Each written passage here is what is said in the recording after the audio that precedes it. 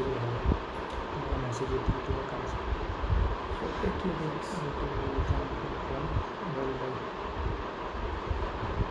असं करावं दोन दिसते व्यवस्थित ना मला मेसेज वगैरे ओके येतो. चालेल.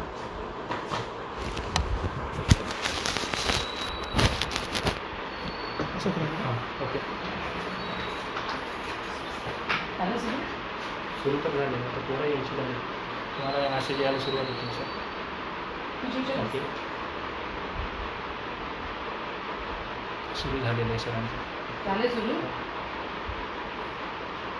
फक्त विचारा का सरांना सर करा की आलो का नाही.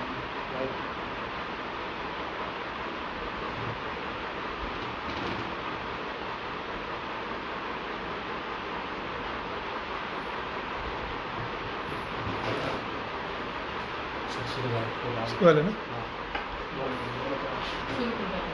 नमस्कार विद्यार्थी मित्रांनो,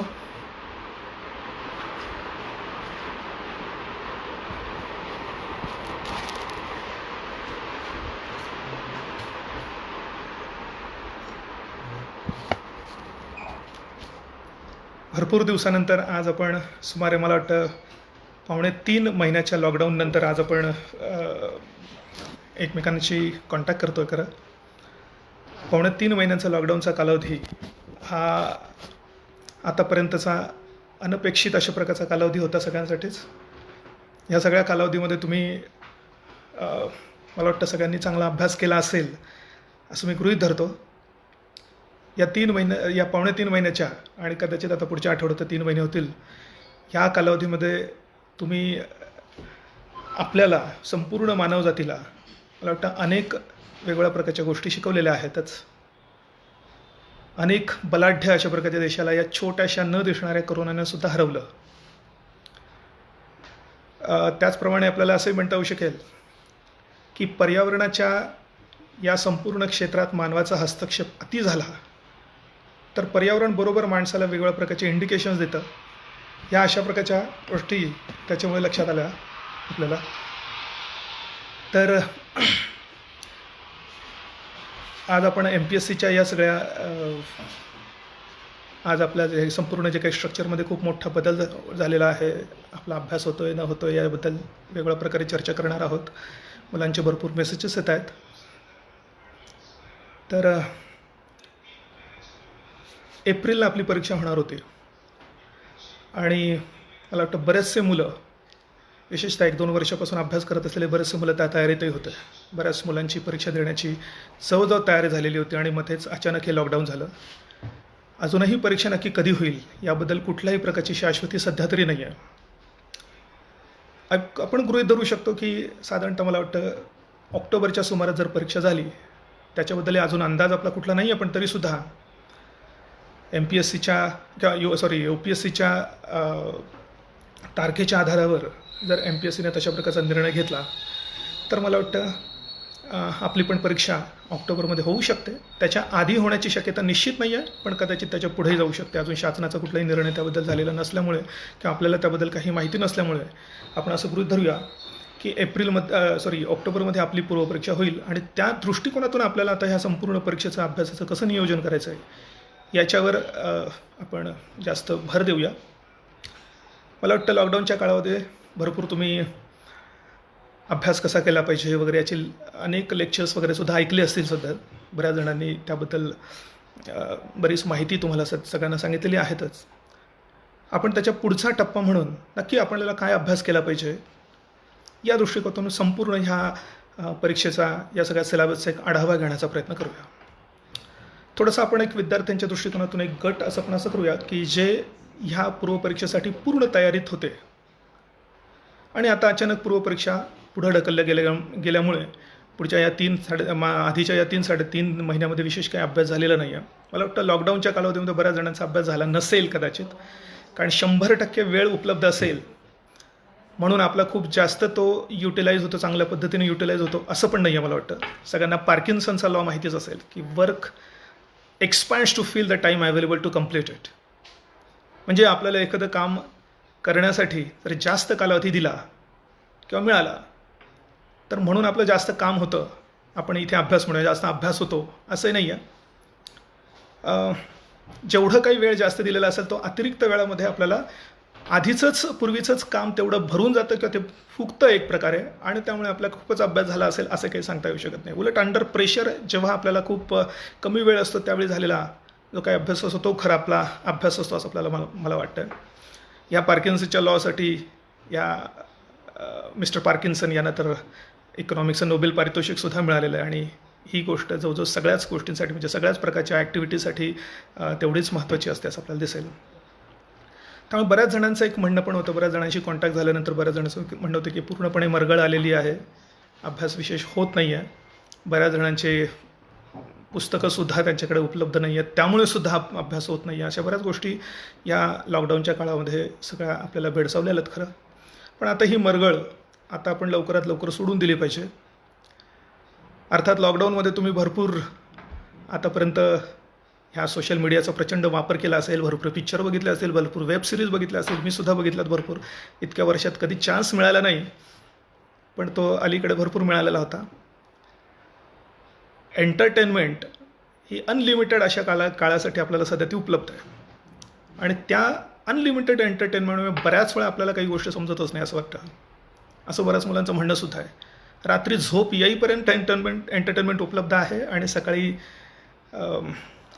जाग आल्यापासून सुद्धा ती उपलब्ध आहे. त्याच्यामुळे आपल्याला आपल्या निश्चित जबाबदाऱ्या काय आहेत, आपल्याला नक्की काय करायचं आहे याकडे सुद्धा बऱ्याच जणांचं दुर्लक्ष होतं असं बऱ्याच जणांचं म्हणणं आहे. तर आता ही सगळी गोष्ट सोडून मात्र आता आपल्याला निश्चितच अभ्यासाच्या दृष्टिकोनातून प्रयत्न केला पाहिजे. परीक्षा कधीही येऊन जाऊ शकते, परीक्षेसाठी कितीही वेळ उपलब्ध असला तरी तो मुळातच कमीच असतो असं आपल्याला जनरली वाटतं. त्यामुळे लवकरात लवकर ज्यांना अभ्यास ज्यांचा सुरू झालेला नसेल किंवा खंडित पडलेला असेल त्यांनीही लवकरात लवकर अभ्यास सुरू करावा असं मला वाटतं. ज्यांनी जे ह्या एप्रिलमध्ये होणाऱ्या पूर्वपरीक्षेसाठी खूप तयारीमध्ये होते की पूर्वीच्या जवळजवळ सगळा अभ्यास झालेला होता, त्यांच्या दृष्टिकोनातून मला असं वाटतं पहिल्यांदा की अजून इथून समजा जून, जुलै, ऑगस्ट, सप्टेंबर, ऑक्टोबरपर्यंत म्हणजे साधारणतः आपल्याला 3.5-4 महिने उपलब्ध आहेत. आणि ज्यांची आधीच तयारी झाली होती त्यांनी मात्र हा मधला सगळा वेळ मात्र मुख्य परीक्षेच्या अभ्यासासाठी वापरून घेतला पाहिजे असं मला वाटतं. कारण आता आपल्याला परीक्षेसाठी आवश्यक तेवढा वेळ मिळाला नाही ही कंप्लेंट करण्याची आता आपल्याला सध्या सोय नाही आहे. त्यामुळे मला वाटतं खूप वेळ उपलब्ध आहे, खूप वेळ उपलब्ध होता आणि भविष्यातही तो असणार आहे. त्यामुळे आपल्याला पूर्व आणि मुख्य परीक्षा या दोन्ही परीक्षांचं एक हॉलिस्टिक पद्धतीने किंवा इंटिग्रेटेड पद्धतीने आपल्याला कसा अभ्यास सध्या करता येऊ शकेल याबद्दल मला वाटतं सर्वांनी त्याबाबत पहिल्यांदा विचार केला पाहिजे. तर आता सध्या जून आणि फार तर जुलै एंडपर्यंत, काही जण इव्हन ऑगस्टच्या 15 तारखेपर्यंत सुद्धा मुख्य परीक्षेचा अभ्यास केला तरी सुद्धा चालणार आहे. त्यातही तुम्ही मुख्य परीक्षेचे असे विषय निवडा की जे विषय तुम्हाला पूर्वपरीक्षेच्या अभ्यासासाठी गरजेचे ठरू शकतील. त्यात महत्त्वाचा विषय म्हटला की HRD हा काही विषय नाही आहे खरं, पण त्याच्यामध्ये जे काही अनेक वेगवेगळ्या प्रकारच्या विषयांचं कॉम्बिनेशन करण्यात आलेलं आहे हे कुठे ना कुठे आपल्याला निश्चितच आपल्याला पूर्वपरीक्षेसाठी सुद्धा फायद्याचं ठरू शकतं. कधी कधी भूगोलाचा म्हणून कृषीबद्दलचे सुद्धा काही प्रश्न त्यामध्ये येतात. त्यामुळे मला वाटतं कृषीचा सुद्धा जर तुम्ही अभ्यास केला तर तो अभ्याससुद्धा मला वाटतं तुम्हाला काही प्रमाणात निश्चितच आता तुम्हाला फायद्याचं ठरू शकेल. विज्ञान तंत्रज्ञानाचा सुद्धा आपल्या पूर्वपरीक्षेच्या सिलेबसमध्ये दिलेलं नाही आहे, पण तरीसुद्धा त्याच्याबद्दलचे काही प्रश्न येतात. त्याच्यामुळे तुम्ही मुख्य परीक्षेचा त्याचाही अभ्यास जर केला तर निश्चितच तुम्हाला तो सुद्धा फायद्याचा ठरू शकेल. त्यामुळे एक प्रकारचं प्लॅनिंग तुम्ही आता असं केलं पाहिजे की उरलेला जून, जुलै आणि साधारणतः 15-1 ऑगस्टपर्यंत हे साधारणतः 3 ते 4 विषय मुख्य परीक्षेच्या दृष्टिकोनातून तुम्ही वाचून ठेवा. पूर्णच डिटेलमध्ये वाचले पाहिजे असं काही नाही, पण मात्र त्याचा पूर्वपरीक्षेसाठी आवश्यक असलेला जो काही वरवरचा अभ्यास आहे त्या दृष्टिकोनातून प्रयत्न करायला काही हरकत नाही, अभ्यास करायला काही हरकत नाही. पूर्वपरीक्षेच्या आणि मुख्य परीक्षेच्या प्रश्नपत्रिकांमध्ये किंवा येणाऱ्या प्रश्नांमध्ये जर तुम्ही फरक बघितला तर मला लक्षात येईल की पूर्वपरीक्षेत मुख्यतः आपल्याला 1 लायनर क्वेश्चन जास्त असतात. मुख्य परीक्षेमध्ये मात्र 2 लायनर, 3 लायनर, 4 लायनर, कधी 5 लायनर्ससुद्धा क्वेश्चन्स त्याच्यामध्ये असतात. पण जर तुम्ही अशा पद्धतीने अभ्यास केला असेल की तुम्हाला 3-4 लायनर्स क्वेश्चन सॉल्व्ह करता येतील तर निश्चितच 1 लायनर क्वेश्चन सॉल्व्ह करता येतील. त्यामुळे पूर्वपरीक्षेला तुम्हाला त्या दृष्टिकोनातून फायदा निश्चित होऊ शकेल असं मला वाटतं. हा सगळा अभ्यास इंटिग्रेट करायचा असेल, आता जनरली मला वाटतं काही विद्यार्थी असे पण असू शकतील की ज्यांनी अजून हा अभ्यास पूर्ण केलेला नाही आणि कसा अभ्यास करायचा हा एक मोठा प्रॉब्लेम त्यांच्यासमोर असू शकतो. तर थोडंसं त्याबद्दल मला वाटतं आपण थोडीशी चर्चा करूया. MPSCचा अभ्यास हा काय आपला 10वी 12वी आणि विद्यापीठी अभ्यासासारखा नाही आहे. सगळ्यांनी 10वी 12वी विद्यापीठाच्या परीक्षा दिलेल्या आहेत. तिथे एक डिफाईन्ड सिलेबस असतो आणि त्याच्यातनंच आपल्याला प्रश्न विचारले जातात. पण इथे कुठल्याही प्रकारचा सिलेबस डिफाईन्ड नाही आहे आणि कोणते प्रश्न विचारले जातील याच्याबद्दल जर निश्चिती नसेल तर हा अभ्यास कसा करायचा आणि त्यासाठी आपली मेंटल फ्रेम कशी असली पाहिजे ही खूप खूप महत्त्वाची गोष्ट ठरते. जस्ट थोडंसं विचार करून बघा, पूर्वपरीक्षेला येतील 100 प्रश्न आणि 100 प्रश्न ज्या अनेक वेगळ्या प्रकारच्या टॉपिक्समधले विचारले जाऊ शकतात त्यांची संख्या तर लाखो आहेत. मग लाखो वेगळ्या प्रकारच्या टॉपिक्समधनं कोणते 100 प्रश्न येतील हे जर टोटली अनडिसायडेड असेल तर मला वाटतं आपलं सगळं स्किल आणि वेगळ्या प्रकारच्या विद्यार्थ्यांच्या अभ्यासामध्ये पडणारा फरक हा मुळातच या दृष्टिकोनातून असतो की काही मुलांना ते पटकन समजून जाऊ शकतं. परीक्षा जेव्हा तुम्हाला ही परीक्षा कशी आहे, कशा पद्धतीने प्रश्न येतात हे जर तुम्हाला व्यवस्थित लवकरात लवकर जर लक्षात आलं तर मला वाटतं तुम्हाला ही परीक्षा लवकरात लवकर कॉन्करसुद्धा करता येऊ शकेल. तुमचा सगळ्यात मोठा पहिला मार्गदर्शक असतो ते म्हणजे गेल्या वर्षांच्या काही वर्षांच्या प्रश्नपत्रिका. पण या प्रश्नपत्रिका फक्त वाचणं म्हणजे आपल्याला परीक्षा काय आहे हे कधी समजत नाही. प्रश्नपत्रिकांचं आवश्यक योग्य पद्धतीने आपल्याला ॲनालिसिस करण्यासाठी मुळात पहिल्यांदा काही अभ्यास व्हायला पाहिजे असतो. बरेचसे मुलं एक महत्त्वाची चूक करताना दिसतात. प्रश्नपत्रिका फक्त वाचतात आणि त्याच्यानं आधारानंतर काहीतरी अंदाज काढतात. पण जेव्हा प्रश्नपत्रिकांचा अभ्यास तुम्ही अभ्यास म्हणून करता आणि त्याच्या आधारावर आपण काय वाचलं पाहिजे, कुठले टॉपिक्स कसे वाचले पाहिजे हे ठरवतात, त्यावेळी मात्र त्यांना ह्या परीक्षेबद्दलचा जास्त व्यवस्थितपणे अंदाज येऊ शकतो असं दिसतं. तर एकंदरीतरित्या एक थोडंसं ह्या परीक्षेचा अभ्यास करताना नक्की तुम्हाला काय प्रिन्सिपल्स आणि काय कुठले तत्त्व फॉलो केली पाहिजे याबद्दल मला वाटतं आपल्याला सुरुवातीला थोडक्यात आपण चर्चा करूया. त्यातलं पहिलं तर महत्त्वाचं तत्त्व आहे की अभ्यास कसा करावा हे जेवढं महत्त्वाचं आहे त्यापेक्षा अभ्यास करावा ही गोष्ट निश्चितच जास्त आहे. कारण बऱ्याच वेळा आपण स्वतः अभ्यास करायला सुरुवात केली की कालांतराने आपल्याला लवकरच लक्षात येऊ शकतं. त्यामुळे हे तत्त्व लक्षात ठेवा. दुसरं महत्त्वाचं तत्त्व की याच्यात कुठल्याही प्रकारचा शॉर्टकट नाही आहे. शॉर्टकटने पास होण्यासारखी ही परीक्षा नाही आहे, एक लाँग कटच आहे. आणि हा लाँग कट मात्र फार लाँग होऊ नये याकरता मात्र परीक्षेचे हे तत्त्व आपल्याला व्यवस्थित लक्षात आलं पाहिजे. खूप मोठा सिलेबस कमीत कमी कालावधीत तो पूर्ण करायचा आहे. असंख्य विद्यार्थ्यांची स्पर्धा करायची आहे याचा जर तुम्ही एक प्रकारे विचार केला तर तुम्हाला लक्षात येईल की जर तुम्हाला परीक्षेमध्ये स्पर्धेमध्ये जर उतरायचं असेल तर तुम्हाला लवकरात लवकर ह्या परीक्षेमध्ये एक प्रकारची प्रोफिशियन्सी किंवा प्रावीण्य मिळवलं पाहिजे. थोडासा असा विचार करू नका का, समजा तुम्हाला 10 गेम्समध्ये तुम्हाला 1 वर्षात प्रावीण्य मिळवायचं असलं तर तुम्ही कसं मिळवणार? 10 गेम्स दररोज तुम्ही एक तास खेळत बसणार का? एका महिन्याला 1 गेम शिकवून मग नंतर त्याच्यामध्ये प्रावीण्य मिळवणार का? नक्की कुठल्या पद्धतीने तुम्ही असं प्रोफिशियन्सी मिळवणार? पुन्हा प्रोफिशियन्सी नक्की कुठपर्यंत मिळवायचे, प्रावीण्य कुठपर्यंत मिळवायचं हे निश्चित नाही आहे. अशाच प्रकारे इथे 10 विषय आहेत समजा आणि ह्या 10 विषयांमध्ये तुम्हाला लवकरात लवकर समजा 1 वर्षभरात तुम्हाला लवकर प्रावीण्य मिळवायचं आहे, इतरांशी स्पर्धा करायची आणि या स्पर्धेत तग धरून पुढं जायचं आहे. तर या एका गोष्टीवरूनच आपल्या लक्षात येऊ शकेल की हे करताना काही मुलांना जास्त वेळ लागतो, काही मुलांना कमी वेळ लागतो, काही मुलांना बरोबर लक्षात येतं पटकन की नक्की आपण काय केलं पाहिजे, काहींना हे लक्षात येण्यासाठी परीक्षेची पद्धत लक्षात येण्यासाठीच भरपूर दिवस लागून जातात. तर हा सगळा प्रकार आहे. तसं बघितलं तर मला वाटतं स्पर्धा परीक्षा ही याकरता सोपी मानता येऊ शकेल कारण ती पूर्णपणे आपल्या स्वतःच्या प्रयत्नांवर अवलंबून आहे. हा पहिला महत्त्वाचा जर तुम्ही गाईड आपला घेतला म्हणजे कोणता तर आपल्या प्रिव्हियस इयर क्वेश्चन पेपर्स. दुसरा महत्त्वाचा गाईड असतो महत्त्वाची योग्य चांगली पुस्तकं. आणि तिसरा महत्त्वाचा गाईड असतो कुठला तरी एखादा समजा आपल्याला म्हणू की मार्गदर्शक जो तुमचा शिक्षक असू शकतो किंवा एखादा सिनियर स्टुडंटही असू शकतो. ह्या मार्गदर्शकांच्या या 3 प्रकारच्या मार्गदर्शकांच्या आधारे निश्चितच आपल्याला ह्या परीक्षेमध्ये तुम्हाला लवकरात लवकर उतरता येऊ शकेल, स्पर्धेत उतरता येऊ शकेल असं आपल्याला म्हणता येऊ शकेल. तर एक आपण थोडीशी सिलेबसबद्दलची सुद्धा चर्चा करूया. मला वाटतं काही जणांची अशी पण एक मागणी होती की थोडंसं ब्रशअप जर झालं असतं ह्या 2-3 विषयांचं किंवा काही विषयांचं तर एक मला वाटतं मुलांना अशी पण मागणी आहे की त्यानुसार लगेच त्यांना पुढे अभ्यास सुरू करता येऊ शकेल. तर आपण जर पूर्वपरीक्षेचा आणि मुख्य परीक्षेचा हा एक मुद्दा महत्त्वाचा राहिला की तो इंटिग्रेट कसा करायचा, तर तो इंटिग्रेट करण्याच्या दृष्टिकोनातून तुम्ही पहिल्यांदा हा विचार करा की जर आपण पूर्व आणि मुख्य परीक्षेचे सगळे टोटल विषय कंबाईन केले तर जवळजवळ फक्त 9 विषय येतात. मग त्याच्यामध्ये इतिहास आला, भूगोल आला, त्यानंतर राज्यघटना आहे, इकॉनॉमिक्स आहे, त्याच्यानंतर सायन्स आहे, सायन्स अँड टेक्नॉलॉजी आहे, HR आणि HRD आहे, ॲग्रिकल्चर आहे. ॲग्रिकल्चर मात्र तुम्हाला दोन्ही पद्धतीने, एक भूगोलाचा भाग म्हणून ॲग्रिकल्चरल जॉग्रफी आणि इकॉनॉमिक्सचा भाग म्हणून ॲग्रिकल्चरल इकॉनॉमिक्स, अशा पद्धतीने दोघांमध्ये फरक करता येऊ शकेल. आणि करंट अफेअर्स असं जर बघितलं तर साधारणतः 9 विषय. त्यामुळे पहिल्यांदा तर आपल्याला एक गोष्ट साध्य केली पाहिजे की या सगळ्या 9 विषयांची आपल्याकडे फक्त एक नोटबुक तयार होणं आवश्यक आहे. आणि ही एकच नोटबुक तयार जर व्हायची असेल तर त्यासाठी तुम्हाला तुमच्या, नेहमी मी म्हणतो, तुमच्या हस्ताक्षरात लिहिलेल्या तुमच्याकडे नोट्स असल्या पाहिजे.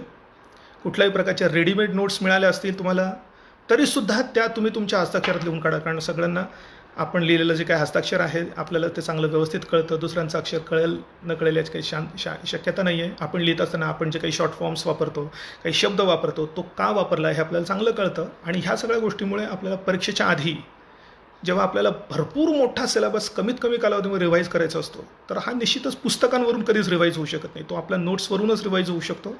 आणि याकरता जर तुम्ही ह्या 9 विषयांच्या वेगळ्या प्रकारच्या नोट्स रेडी तयार करून ठेवल्या, त्या अशा पद्धतीने तयार करून ठेवल्या की तुम्हाला पूर्वपरीक्षेसाठी सुद्धा त्याच वाचायच्या आहेत आणि मुख्य परीक्षेसाठी सुद्धा त्याच वाचायच्या आहेत. थोडा विचार केला तर लक्षात येईल तुम्हाला, मुख्य परीक्षेसाठी तयार केलेल्या नोट्स एवढा परफेक्टली जर तुम्ही केल्या असतील तर त्या जर तुम्ही जेव्हा पूर्वपरीक्षेसाठी तेव्हा वाचता त्यावेळी मात्र निश्चितच तुम्हाला त्या जास्त फायद्याच्या ठरू शकेल. कारण खूप मोठ्या आवाक्याचा नोट्स वाचून तुम्हाला तुलनेनं कमी आवाक्याची परीक्षा तुम्हाला द्यायची आहे. त्यामुळे ही नोट मेकिंगची ज्यांना सवय आहे, ज्यांना ती आर्ट आहे, ती पण आर्ट आहे नोट्स तयार करणे. नोट्स मुख्यतः 2 महत्त्वाच्या पर्पजेससाठी आपण तयार करत असतो. एकतर पहिली गोष्ट म्हणजे टू फॅसिलिटेट मेमोरायझेशन, लक्षात राहण्याची प्रक्रिया सोपी करणे, याकरता नोट्स आपल्याकडे असल्या पाहिजे. आणि त्याकरता त्या नोट्स आपण कशा लिहितो याला सुद्धा खूप महत्त्व आहे. बऱ्याच जणांच्या नोट्स बघितल्यानंतर त्यांनी पुस्तकाची रेप्लिका तयार केलेली असते, जसं पुस्तक आहे तसं त्यांनी तयार केलेलं असतं. नोट्स त्याच्यानुसार आपल्याला तयार करून आपल्याला मेमोरायझेशन फॅसिलिटेट होईल असं मला काही वाटत नाही. त्याच्यामुळे नोट्स करत असताना महत्त्वाचे कीवर्ड्स असतील, फ्लो चार्ट्स असतील, टी डायग्राम्स असतील, वेगवेगळ्या पद्धतीचा वापर करून जेव्हा आपण त्या नोट्स तयार करतो तेव्हा बऱ्याच वेळा नुसतं त्याच्यावर ओव्हरलुक जरी केला, नजर जरी टाकली तरीसुद्धा तो पूर्वी वाचलेला विषय आपल्याला लगेचच लक्षात येऊ शकतो. त्यामुळे फॅसिलिटेट मेमोरायझेशन ह्या उद्दिष्टाला गृहीत धरून नोट्स तयार केल्या पाहिजे. आणि दुसरी महत्त्वाची गोष्ट आहे की परीक्षोपयोगी नसलेल्या बऱ्याचशा गोष्टी ज्या पुस्तकात असतात त्या आपल्या नोट्समध्ये येत नाहीत आणि त्याच्यामुळे जास्तीत जास्त योग्य असलेल्या गोष्टीच आपण त्या नोट्समध्ये घेतो. आणि रिडंडंट मटेरियल जे असतं किंवा कमी महत्त्वाचं जे असतं त्या कमी महत्त्वाच्या गोष्टींवरचा आपला भर कमी होतो आणि परीक्षोपयोगी गोष्टींवर जास्त आपला भर निर्माण होतो. त्याच्यामुळे ज्याच्याकडे आतापर्यंत तुम्ही कित्येक विद्यार्थ्यांना जर बघितलं असेल, अभ्यास करणाऱ्या विद्यार्थ्यांना बघितलं असेल, तर एक गोष्ट निश्चितच लक्षात येते की ज्याच्या नोट्स व्यवस्थित तयार आहेत तर त्याला ही परीक्षा सोपी होते. त्याला जो ओव्हरव्ह्यू, मॅक्रो व्ह्यू आपण जो म्हणतो या परीक्षेचा, तो लवकर आलेला असतो. या परीक्षेकडे बघण्याचे हे 2 व्ह्यूज आहेत, हे लक्षात घ्या. एक मॅक्रो व्ह्यू आहे, एक मायक्रो व्ह्यू आहे. मायक्रो व्ह्यू घेता घेता जेव्हा तुम्हाला मॅक्रो व्ह्यू यायला लागतो तेव्हा या परीक्षेबद्दल जास्त चांगली माहिती तुम्हाला मिळालेली असते.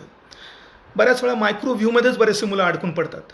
एकदम छोटं एखादं पुस्तक घेतलं, त्याचा एक चॅप्टर घेतला, त्या चॅप्टरच्या छोट्या गोष्टी आपल्याला अशा रीतीने वाचण्याचा प्रयत्न करतात की जेणेकरून ते खूप पाठ करायचा प्रयत्न करतात, त्याच्यात अटकून पडलेले असतात. त्याच्यामुळे त्या एका विषयातल्या एका चॅप्टरबद्दल तुम्हाला खूप डिटेल्स प्राप्त होतील, पण आपल्याला ज्या संपूर्ण परीक्षेचा आपण ज्याला ओव्हरव्ह्यू म्हणतो, पूर्णपणे परीक्षा जेव्हा आपल्या अंदाजामध्ये येते तर तो लवकरात लवकर ज्याला येतो त्यावेळी मात्र मुलांना अभ्यास कितीही वाढला, नवीन करंट अफेअर्सच्या किती गोष्टी जरी त्यात ॲड होत गेल्या तरीसुद्धा कोणत्याही प्रकारचं टेन्शन येत नाही.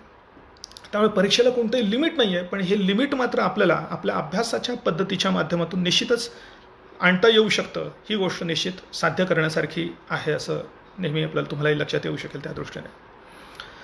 तर ह्या नोट्स तुमच्या पाहिजेत. जोपर्यंत तुम्हाला रिव्हिजन होत नाही तोपर्यंत ह्या परीक्षेचे हा ओव्हरव्ह्यू आणि मायक्रो व्ह्यूसुद्धा तुम्हाला येणार नाही असं लक्षात येईल. आणि रिव्हिजन होण्यासाठी सुद्धा या नोट्स तयार करणं ही एक तुमची कंपल्सरी डेली आणि महत्त्वाची ॲक्टिव्हिटी असली पाहिजे. एक जनरल आपण नेहमी म्हणतो की जशी परीक्षा तसा अभ्यास. मग परीक्षा जर आपली ऑब्जेक्टिव्ह असेल तर आपल्या नोट्स आणि आपला अभ्याससुद्धा जास्तीत जास्त त्या पद्धतीने असला पाहिजे. आणि ऑब्जेक्टिव्ह परीक्षा असेल तर मग आपल्याला भरपूर प्रश्न सॉल्व्ह करण्याची प्रॅक्टिससुद्धा केली पाहिजे. त्यामुळे प्रश्न सॉल्व करण्याची प्रॅक्टिस ही that should be an inbuilt process of your study. तुमच्या अभ्यासाच्या प्रक्रियेमध्ये ती दररोजची ॲक्टिव्हिटी असली पाहिजे. हे नेहमी मी विद्यार्थ्यांना सांगत आलेलो आहे. बरेचसे विद्यार्थी ते करतात सुद्धा. बरेचसे विद्यार्थ्यांना असं वाटतं की संपूर्ण विषय आपण आधी वाचून घेऊ आणि मग नंतर प्रश्न सॉल्व करायला घेऊ, पण तोपर्यंत बऱ्याचसा अर्ध्यापेक्षा जास्त विषय आपण विसरून गेलेलो असतो. त्यामुळे अभ्यास करताना सुद्धा अजून एक गोष्ट आधी एक सांगण्यासारखी आहे, ते म्हणजे आपण हा जो काही या स्पर्धा परीक्षेच्या वेगळ्या विषयांचा अभ्यास करतो, तर हा विषय जवळजवळ 99% नवीन आहे असं गृहीत धरा. आपण 10वी-12वीला त्यातले काही विषय वाचलेले आहेत, पण ते त्याच वेळी गेलेले आहेत. बऱ्याचशा ग्रॅज्युएशनमध्ये वाचलेले विषय आणि आता तुम्हाला करायचा अभ्यास याच्यामध्ये बराचसा काही संबंध नसतो. इवन तुम्ही BA इकॉनॉमिक्स केलेलं असेल तरीसुद्धा तिथलं इकॉनॉमिक्स आणि इथलं इकॉनॉमिक्स याच्यामध्ये फरक आहे. तुम्ही BA हिस्ट्री केलेलं असेल तर तिथे वाचलेला इतिहास आणि इथे वाचायचा इतिहास यांच्या पद्धतीमध्येच बराचसा डिफरन्स आहे. त्यामुळे जवळजवळ तुमचा 90-99% अभ्यास नवीन आहे आणि असा नवीन अभ्यास जर करायचा असेल तर तो मुळापासून केला पाहिजे आणि त्याच्यामुळे त्याला ॲटलीस्ट 2-3 स्टेजेस असल्या पाहिजे. पहिली तर महत्त्वाची स्टेज आहे, कोणताही विषय जर पहिल्यांदा नव्याने तुम्ही वाचत असाल तर तो हरिडली कमीत कमी काळात त्याचं जे काही एक पुस्तक तुम्ही वाचत असाल तर ते पुस्तक पहिल्यांदा तुम्ही वाचून काढा. कमीत कमी वेळेत तुमच्या किती लक्षात येतं आहे, किती आठवतं आहे तुम्हाला, किती रिटेन होतं आहे याचा कोणताही विचार न करता जर तुम्ही पुस्तकाच्या पहिल्या पानापासून शेवटच्या पानापर्यंत जर ते पुस्तक वाचून काढलं तर ॲटलिस्ट आपल्याला एवढं तर कळतं की पुस्तकात काय दिलेलं आहे, पुस्तकात चॅप्टर्स कोणते, त्या चॅप्टर्समध्ये काय काय आहे, काही गोष्टी कळलेल्या असतात, कोणत्या गोष्टी आपल्याला कळल्या नाही, या गोष्टी जेव्हा आपल्याला कळतात त्याच्यानंतर ज्यावेळी तुम्ही ते सेकंड बुक आणि त्याच्याने एक बराचसा ओव्हरव्ह्यू त्यामुळे येऊन जातो आपल्याला त्या पुस्तकाबद्दलचा आणि त्या विषयाबद्दलचा. आणि जेव्हा मग तुम्ही नंतर हा विषय अभ्यासाला घेता, मायन्युटली मात्र तो वाचला पाहिजे, प्रत्येक चॅप्टर मायन्युटली वाचलं पाहिजे. आणि त्यावेळी जर तुम्ही त्या नोट्स काढल्या आणि प्रत्येक चॅप्टर झाल्यानंतर त्याचे प्रश्न सॉल्व केले तर मात्र तुमचा तो अभ्यास थोडासा अजून पुढच्या टप्प्यापर्यंत म्हणजे परफेक्शन लेवलपर्यंत गेलेला असेल. कारण आपण जेव्हा प्रश्न सॉल्व करतो तेव्हा आपल्याला कित्येक गोष्टी अशा लक्षात येतात. आपल्याला वाटतं की आपण चॅप्टर वाचलेलं आहे, आपल्याला बऱ्याच गोष्टी कळलेल्या आहेत, पण नक्की आपल्याला कितपत कळलं होतं हे तेव्हा कळतं जेव्हा आपण प्रश्न सॉल्व करायला घेतो. प्रश्न सॉल्व करतानाच आपल्या लक्षात आहे की आपण आत्ता हे वाचलं होतं पण याच्यावर असा प्रश्न येऊ शकतो याचा आपण अंदाजच घेतला नाही. दुसरी गोष्ट, आत्ता पण वाचलं होतं पण तरी आत्ताच्या आत्ता याच्यावर थोडासा ट्विस्ट करून प्रश्न विचारलेला आहे. पुन्हा आपण जो चॅप्टर वाचलेला आहे त्याच्यातून एखादी संकल्पना, त्याच्यासाठी जो शब्द वापरलेला असतो हा शब्द अजून वेगळ्याच पद्धतीने वापरलेला असू शकतो. आणि आपण अभ्यास करतो मराठीमधनं आणि इंग्रजीमधल्या जे काही वेगळ्या प्रकारच्या टर्म्स असतात त्या टर्म्सना मराठीत अनेक पॅरलल शब्द असतात. आपण कुठला तरी एक शब्द घेतलेला असतो त्यानुसार आपण ती गोष्ट लक्षात ठेवलेली असते. पण तुम्ही जर आयोगाच्या प्रश्नपत्रिका बघितल्या तर वेगवेगळ्या लोकांनी त्यांना वेगवेगळे टर्म्स वापरलेले असू शकतात. त्यामुळे भरपूर टर्म्स येतात आणि बऱ्याच वेळा ती टर्म इंग्रजीमध्ये माहिती असती तर मात्र लगेच तो प्रश्न सॉल्व करता आला असता असंही लगेच आपल्याला जाणवतं. आणि त्याच्यामुळे तुम्हाला असं लक्षात येईल की लगेच प्रश्न सॉल्व करताना अरे यांनी ही वेगळी टर्म वापरलेली आहे. एक साधं उदाहरण सांगायचं म्हटलं तर आपण इंग्लिशमध्ये सेन्सस म्हणतो. या सेन्ससला कोणी जनगणना म्हणतं, कोणी खानेसुमारी म्हणतं, कोणी शिरगणती म्हणतं. बरेच मुलं प्रश्न आणून दाखवतात, सर हे शिरगणती काय प्रकार आहे? तर शिरगणती म्हणजे शिरगणती, डोक्याची मोजमाप किंवा त्याची मोजणी. पण आपण तो शब्द कधी गृहीत धरलेला नसतो आणि त्याच्यामुळे भरपूर वेगळ्या प्रकारचे कन्फ्युजन्स आपल्याला होतात. त्याच्यामुळे आपण एखादा चॅप्टर वाचल्यानंतर जर लगेचच त्याच्यावरचे प्रश्न सॉल्व केले, खंड पडतो आणि बऱ्याच जणांना हा खंड पडू द्यायचा नसतो. त्यामुळे ते चॅप्टर वाचलं की लगेच दुसऱ्या चॅप्टरवर जातात आणि थांबायला तयार नसतात. पण आपण जर थांबलो आणि थांबून त्याच्यावरचे 20-25 प्रश्न जरी आपण सॉल्व केले तरीसुद्धा मात्र मला असा निश्चितच तुम्हाला लक्षात येईल की चॅप्टरकडे बघण्याचा तुमचा दृष्टिकोनच बदलेल. पुढचा चॅप्टर वाचताना तुम्ही अधिक जास्त चांगल्या लक्ष देऊन वाचाल किंवा परीक्षोपयोगी पद्धतीने तुम्ही वाचाल. त्यामुळे ही एक अभ्यास करण्याच्या प्रक्रियेमध्ये ही महत्त्वाची गोष्ट तुम्हाला करायची की कोणताही विषय घेताना पहिल्यांदा ते पुस्तक हरिडली वाचून काढा विदाऊट थिंकिंग की तुम्हाला किती कळतं आणि किती नाही. आणि सेकंड रिडिंगमध्येच नोट्स काढा. सेकंड रिडिंग्समध्ये तुम्ही त्याचे प्रश्नसुद्धा सॉल्व करा. आणि ज्यावेळी तुम्ही थर्ड रिडिंग कराल त्यावेळी मात्र तुम्हाला तो बराचसा विषय लक्षात आलेला असेल आणि तुम्हाला ओव्हरव्ह्यू आलेला असेल. मग त्यात तुम्हाला कितीही ॲडिशन करायची असेल भविष्यात तुम्हाला ती करता येऊ शकेल.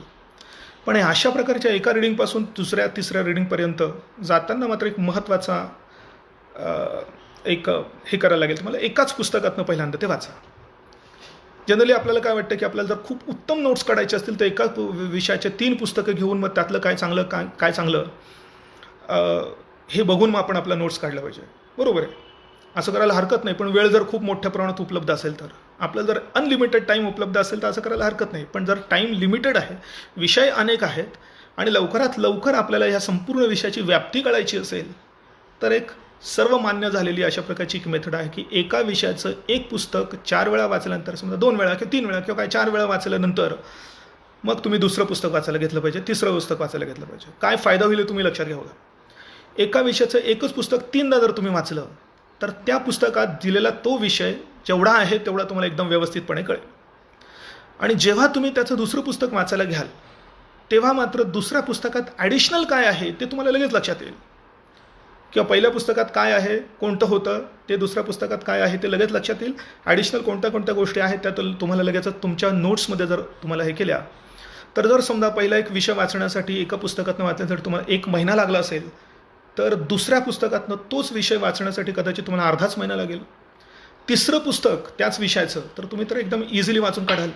एकदम मला वाटतं 1 आठवड्याभरातही ते वाचून होऊ शकेल आणि त्यात एक्स्ट्रा असलेल्या गोष्टी फक्त तुम्हाला तुमच्या नोटबुकमध्ये मात्र मेन्शन करायच्या आहेत.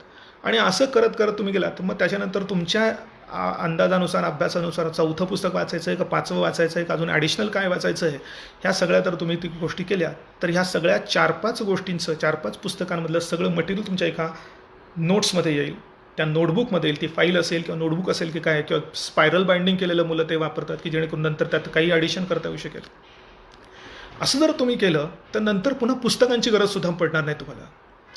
आणि कधीही तुम्हाला कुठल्याही प्रकारचं एक मुलांचं एक जनरली एक असतं की मी करत होतो राज्यसेवेचा अभ्यास, मध्ये दुसरी कुठली कंबाईनची परीक्षा आली आणि मग हा अभ्यास सोडून दिला, तो झाला, तो घेतला अभ्यास, तो पण पूर्ण झाला नाही, मग अजून तिसरी परीक्षा आली, मग आता काय करू. जर तुम्ही 1 वर्षभर जर ही सगळी नोट मेकिंग केली सगळ्या विषयांची तर त्याच्या पुढच्या वर्षी येणाऱ्या सगळ्या परीक्षा तुम्ही देऊ शकाल. कारण तुमचा अभ्यास रिड्यूस झालेला असेल. अभ्यास रिड्यूस झाला म्हणजे अभ्यास कमी करायचा असं नाही, पण मात्र तो तुम्ही अशा रीतीने संघटित केलेला असेल की त्या परीक्षेच्या आधी साधारणतः 1 महिना असेल, साधारणतः 2 महिना असेल, त्या 2 महिन्यांमध्ये तुमची त्या नोट्स वाचून ते सगळं तुम्ही पुन्हा रिट्राईव्ह करू शकता. ज्याप्रमाणे कम्प्युटरमध्ये आपण सगळं सेव्ह करतो, हार्ड डिस्कमध्ये सेव्ह करतो, at the click of the button आपण रिट्राईव्ह करतो डेस्कटॉपवर, त्याचप्रमाणे आपल्या ब्रेनमध्ये सुद्धा हे सगळं रिट्रायवल लगेच आपल्याला काय म्हणताल तर ते करता येऊ शकेल. त्यामुळे ही एक महत्त्वाच्या प्रोसेस आहेत. यासाठी तुम्हाला वेळ द्यावा लागेल. शॉर्टकट नाही आहे, लॉंगकटच आहे. पण लॉंगकटने गेलेल्या आणि आपल्या स्वतःच्या प्रयत्नांनी केलेल्या ज्या काही गोष्टी असतात त्या आपल्याला चांगल्या फील होतात. आपल्याला माहिती असतं आपण जे काय केलेलं आहे ते काय केलेलं आहे. करंट अफेअर्सच्या बाबतीत बरेचशी मुलं अलीकडे ट्रेंड आलेला आहे व्हिडिओ लेक्चर्स आणि काय काय. मला एक निश्चित सांगायचं आहे, ऐका तुम्ही त्या व्हिडिओ लेक्चर्स, पण ते रिव्हिजन म्हणून करा. पेपर तुम्ही स्वतः वाचला पाहिजे. परीक्षा अशी नाही आहे की तुम्ही एकदमच काय जादूची कांडी नाही आहे की एक जादूची कांडी फिरवली की सगळा तुमचा अभ्यास होईल असं म्हणून. जोपर्यंत तुम्ही कष्ट घेणार नाही स्वतः वाचण्याचे, पेपर घ्या, 1.5 तास वाचा, सुरुवातीला 2 तास लागतील कदाचित, नंतर लक्षात येईल की यातल्या कित्येक गोष्टी आपल्या परीक्षेसाठी नाही आहेत. इंटरेस्ट म्हणून तुम्ही बऱ्याचशा गोष्टी वाचल्या तर हरकत नाही, पण परीक्षेपयोगी काय आहे हे आपल्याला स्वतःला पहिल्यांदा कळलं पाहिजे. व्हिडिओ लेक्चर्स हे तुम्हाला वेळच नाही मिळाला किंवा नंतर रिवाईज करायचं असेल तर त्यावेळी काही हरकत नाही आहे. तुम्हाला फक्त परीक्षा नाही पास व्हायचं आहे, परीक्षा पास झाल्यानंतर सुद्धा तुम्हाला ह्या प्रशासनात गेल्यानंतर आपल्या देशाची राजकीय स्थिती, आपल्या देशाची आर्थिक स्थिती, देशाचं समाजकारण, या सगळ्या गोष्टी तुम्हाला आयुष्यभर वाचायच्या आहेत. आणि जर तुम्ही असं शॉर्टकटमध्ये अभ्यास करून जर समजा करंट अफेअर्स काय वाचायचं आहे, कसं वाचायचं आहे याचा अभ्यास न करता थोड्याशा याच्यावर जर तुम्ही केलेला असाल तर तुम्हाला आपल्या देशाबद्दल, राज्याबद्दल, समाजाबद्दलचा हा दृष्टिकोन कधीच जनरेट होणार नाही. तर रोजचं एडिटोर वाचलंच गेलं पाहिजे, जरी तुम्हाला त्याच्यातनं कमी ऑब्जेक्टिव्ह प्रश्न निघतील असं वाटत असलं तरीसुद्धा. त्यामुळे करंट अफेअर्स, ज्याचं करंटवर खूप कमांड आहे चांगलं, त्याला इवन काही ट्रॅडिशनल गोष्टीसुद्धा खूप चांगल्या पद्धतीने समजून येऊ शकतात. आणि जर तुम्ही भविष्यात UPSCचा अभ्यास करणार असाल तर that should B complete command over current. 3 C's आपण म्हणतो, या 3 C's complete command over current हे असणं एकदमच महत्त्वाची गोष्ट आहे. आणि आपल्या स्वतःच्या आकलनासाठी, कारण स्पर्धा परीक्षेचा अभ्यास म्हणजे फक्त परीक्षा पास होण्यासाठी नाही आहे. मी बऱ्याच वेळा म्हणतो की याचा साईडी फायदा, या परीक्षेचा फायदा हा पण खूप आहे की आपल्याला बऱ्याच गोष्टी कळतात की ज्या आत्तापर्यंत ग्रॅज्युएशनपर्यंत आपल्याला कळलेल्या नसतात. आपल्याला देशाचं अर्थकारण, राजकारण, समाजकारण कसं चालतं आहे, नक्की हा देश कसा आलेला आहे, आपला काय समस्या आहेत. आपल्या देशात समस्यांची काही कमतरता नाही आहे. करोना समस्या होती तर मध्येच मात्र लगेच पुन्हा निसर्ग वादळ पण आलेलं आहे. बऱ्याच वेगळ्या प्रकारच्या एक अनलिमिटेड समस्या. आणि हे समस्यांशी किंवा त्या समस्यांवर मात करण्याचं पहिलं महत्त्वाची जबाबदारी प्रशासनावर आहे. अनसंग अशा प्रकारचे हिरोज आहेत प्रशासनातले की जे आपल्याला, आपण काही पेपरमध्ये त्यांच्याबद्दल दररोज वाचत नाही, पण आपल्याला माहिती आहे की हे सगळी डिस्ट्रिक्ट लेवलवर काम करणारी, तालुका लेवलवर, गाव पातळीवर काम करणारी जी काही सगळी प्रशासकीय यंत्रणा आहे, यांनाच हे करायचं आहे. तर त्यांना जर चांगल्या पद्धतीने हे सगळं करायचं असेल तर निश्चितच आपल्या देशाबद्दल, समाजाबद्दल खूप चांगली माहिती असणं आवश्यक आहे. आणि स्पर्धा परीक्षेचा अभ्यास करत असताना साईड बाय साईड निश्चितच हा पण आपला काय म्हणतात एक दृष्टिकोन डेव्हलप होत असतो. आणि तो करण्यासाठी तुम्हाला स्वतः पुस्तकं वाचली पाहिजे आणि स्वतः काय म्हणतात तर वर्तमानपत्र वाचलं पाहिजे. त्यामुळे रेडीमेड जे काही मिळतं आहे त्याच्या जास्त मागे लागू नका. स्वतःचं मटेरियल जनरेट करण्याचा प्रयत्न करा. स्वतः नोट्स काढा, स्वतःच्या हस्ताक्षरात काढा.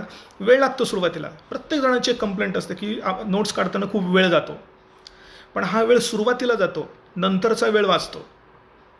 नोट्स नसतील तर सुरुवातीला नोट्स न काढताना वाचलेला वेळ हा नंतर मात्र नोट्स, कारण आपण काही वाचलेलं सगळ्याच्या सगळं आपल्या आयुष्यावर लक्षात राहत नाही. 10% आपण फार तर रिटर्न करू शकतो पुढच्या समजा 1 महिन्यानंतर, 2 महिन्यानंतर म्हणूया. आणि आपल्याला तर हे एवढा सगळा अभ्यास करायचा, तो रिटर्न कसा होणार आहे? त्याच्यामुळे तो नोट्सच्या आधारावरच होऊ शकतो. आणि त्यामुळे माझं नेहमीचं म्हणणं आहे, तुम्हाला लवकरात लवकर ही परीक्षा पास करायची असेल, आता लवकर किती मी त्याच्याबद्दल नंतर सांगतो, पण लवकरात लवकर जर समजा जर ही परीक्षा पास करायची असेल तर ह्या एक महत्त्वाचं तत्त्व मात्र तुम्हाला हे फॉलो केलं पाहिजे. 1-2 काही प्रश्न आलेत, मला वाटतं मी त्याआधी घेतो. राज्यसेवा एक्झाम कधी होईल? सर एक्झाम कधी होईल? तर राज्यसेवेची एक्झाम म्हणजे जर प्रिलिमचं जर तुम्ही म्हणणार असाल तर त्याबद्दल आत्ता सध्या कुठल्याही प्रकारची निश्चिती नाही आहे. मध्ये एक बातमी सकाळ पेपरमध्ये तुम्ही वाचली असेल की आयोगाने सगळ्या जिल्हाधिकारी कार्यालयाकडे एक मागणी केली की सगळ्या प्रश्नपत्रिका, त्या पूर्वीच्या ज्या एप्रिलमध्ये होणारी परीक्षा होती त्याच्या प्रश्नपत्रिका त्यांच्या स्ट्रॉंग रूममध्ये जे आहेत ते त्यांनी मुदत वाढवून घेतली ऑक्टोबरच्या, मला वाटतं 21 तारखेपर्यंत. आणि त्याच्यामुळे मुलांनी निष्कर्ष काढले की कदाचित 21 ऑक्टोबरच्या आधी ही परीक्षा होईल. पण आयोगाने असं डिक्लेअर केलेलं नाही आहे. एवढं तर निश्चित आहे की 21 ऑक्टोबरच्या आधी होण्याची शक्यता आहे. पण उद्या जर समजा आयोगानेच ती अजून कार्यालयांना विनंती केली की अजून पुढे ढकला, तर त्याबद्दल आज आपल्याला निश्चित काही सांगता येणार नाही. पण तुम्हाला गृहीत धरायला काही हरकत नाही की UPSCच्या धर्तीवर MPSCने सुद्धा निर्णय घेतला तर पूर्वपरीक्षा आणि ती कंबाईनची परीक्षा, या दोन्ही परीक्षा कुठेतरी ऑक्टोबरच्या दरम्यान होऊ शकतील असं तुम्ही गृहीत धरा. सध्या जशी परिस्थिती इव्हॉल्व होते त्याच्यानुसार तुम्हाला तुमच्या स्ट्रॅटेजीमध्ये बदल करायला काही हरकत नाही असं मला दिसतंय. त्यात अजून एक प्रश्न की करंट कधीपर्यंत वाचलं पाहिजे, कुठल्या महिन्यापर्यंत? आता जर त्यावेळी काढलेल्या जर समजा प्रश्नपत्रिका त्याच जर आता वापरल्या जाणार असतील आणि त्याच वापरल्या जातील तर त्यावेळच्या प्रश्नपत्रिका साधारणतः तुम्हाला फेब्रुवारीपर्यंतचं करंट, त्यामुळे आतासुद्धा त्याच प्रश्नपत्रिका असतील तर फेब्रुवारी, जास्तीत जास्त मार्चपर्यंतचं करंट तुम्ही सध्या वाचून ठेवा. पण आता पुढे काय होईल त्याच्यानुसार कळेल. म्हणजे आता जर ऑक्टोबरमध्ये परीक्षा होणार असेल तर तुम्ही गृहीत धरा की तो त्यावेळी काढलेला जो पेपर असेल तोच पेपर आता तुम्हाला दिला जाऊ शकेल, कारण ते पेपर ऑलरेडी आहेत, सगळ्या सेंटर्सपर्यंत ते पोहोचण्याच्या तयारीमध्ये होते. त्यामुळे साधारणतः तुम्ही फेब्रुवारी मार्चपर्यंतचं करंट अफेअर्स ह्या परीक्षेसाठी वाचायला काही हरकत नाही. पण म्हणून करंट अफेअर्सचं वाचन बंद केलं पाहिजे असंही नाही आहे. रेग्युलर तुमचं वाचन चालूच असलं पाहिजे, कारण तुम्हाला मेन्ससाठी सुद्धा ते फायद्याचं ठरेलच. आणि दुसरी गोष्ट असते की त्याच्यानंतर मार्चनंतर जे काय झालेल्या गोष्टी करंटमध्ये ज्या काही गोष्टी घडत आहेत त्याचा कुठे ना कुठे रेफरन्स त्याच्या आधीच्या गोष्टींचा पण असू शकतो. त्याच्या बिलकुलच करंट अफेअर्सचं वाचन बंद करायचं आहे किंवा पेपरच वाचायचं नाही आहे असं करू नका. पण परीक्षेसाठी निश्चितच फेब्रुवारी मार्चपर्यंतचं करंट जास्त योग्य आहे किंवा जास्त ग्राह्य आहे असं म्हणायला काही हरकत नाही.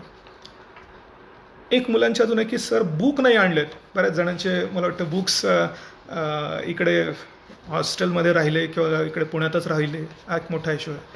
पण आता काही करून, आता जिल्हाबंदी असल्यामुळे तुम्हाला या ठिकाणी अजून येता येत नाही आहे, पण तुम्ही बुक्स आणले नाहीत म्हणून आता काय वाचायचं वगैरे असं हे न करता तुमचे काही मित्र असतील किंवा त्या जिथे तुम्ही ज्या ठिकाणी राहताय त्या ठिकाणी असतील त्या मुलांशी जरा थोडंसं कोऑर्डिनेट करून बुक्स लवकरात लवकर मिळवण्याचा प्रयत्न करा. दुसरं त्याला मला वाटतं दुसरा कोणता ऑप्शन नाही आहे, पण लवकरात लवकर किंवा ऑनलाईन जर काही मिळत असेल, मटेरियल मिळत असेल तर त्यानुसार करा. पण तुम्हाला तिथल्या तिथेच मात्र ते मॅनेज करावं लागणार आहे जिल्हाबंदी जोपर्यंत होत नाही तोपर्यंत. नाहीतर मग पुण्यात जिथे म्हणजे तुमचे बुक्स असतील तर ते तुम्हाला आणण्यासाठी आवश्यक काय करता येईल बघा. म्हणजे मला वाटतं पास घेऊन तुम्हाला येणं शक्य असेल तर करा.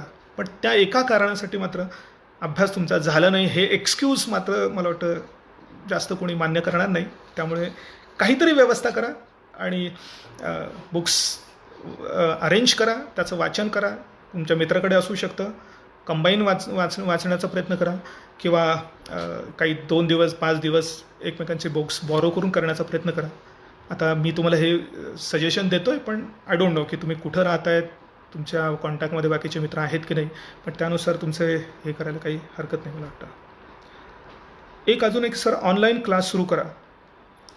बऱ्याच जणांची अशी एक मागणी आहे, पण ऑनलाईनबद्दल जरा थोडासा मी अजूनही जरा थोडा निगेटिव्ह आहे असं मला वाटतं. कारण ऑनलाईन ही एक निर्जीव अभ्यास करण्याची पद्धत आहे असं मला वाटतं. शेवटी मुलं आणि शिक्षक यांचा जो काही एक नियर कॉन्टॅक्ट अशा प्रकारचा असतो, त्यातनंच खरं हे शिक्षण होत असतं. पण अलीकडे आज तंत्रज्ञानाच्या या प्रगतीमुळे ऑनलाईन क्लासेस वगैरे या सगळ्या गोष्टी वाढत चाललेल्या आहेत खरं. पण अजून तरी मी काही त्याचा विचार केलेला नाही आहे खरं, पण बघूया पुढे काय कसं करता येऊ शकेल. जर आपल्या राहिलेल्या बॅचेस मधले तुमच्यामध्ये कोणी विद्यार्थी असतील तर त्यांच्याबद्दल जरा थोडासा निर्णय घेण्याचा आम्ही प्रयत्न करतो आहे. काही मुलांचं म्हणणं आहे की ऑनलाईन बॅचेस करा. ऑनलाईन बॅचेसचे काही फायदे आहेत, काही तोटे पण आहेत खरं. फायदा सगळ्यात महत्त्वाचा म्हटला तर तुम्हाला ते कधीही बघता येऊ शकतं, नंतर तुम्ही अभ्यास करू शकता. पण हाच मात्र दुर्गुण पण होऊ शकतो मला वाटतं. जर आपल्याला कधी पण बघता येऊ शकेल तर तो पुढे ढकलण्याची प्रोसेस होऊ शकते आणि तो एक निर्जीव पद्धतीने होणारा अभ्यास आहे. त्यात तुमचा सिरियसनेस मेंटेन होईल की नाही याची गॅरंटी नसते, कारण आपले डिस्ट्रॅक्शन जास्त आहेत आणि सिरियसनेस कमीच असतो नेहमी. आणि दुसरी गोष्ट, अटेन्शन स्पॅन जो लागतो, 2 तास जर तुम्ही वर्गात येऊन बसत असाल तर 2 तास तुम्हाला दुसरं काहीच काम करायचं नाही आहे. 2 तास फक्त लेक्चरच ऐकायचं आहे. पण आता जर तुम्ही घरी ऑनलाईन हे करणार असाल तर तुम्ही कधीही स्टॉप करू शकतात, कधीही दुसऱ्या गोष्टी करू शकतात. त्यामुळे तो किती लवकर पूर्ण होईल आणि तुमचा एक सिरियसनेस आणि अभ्यास करण्याचा जो काही टेम्पो आहे तो किती मेंटेन होईल याबद्दल निश्चितच म्हणजे डाऊटच आहे त्याबद्दल.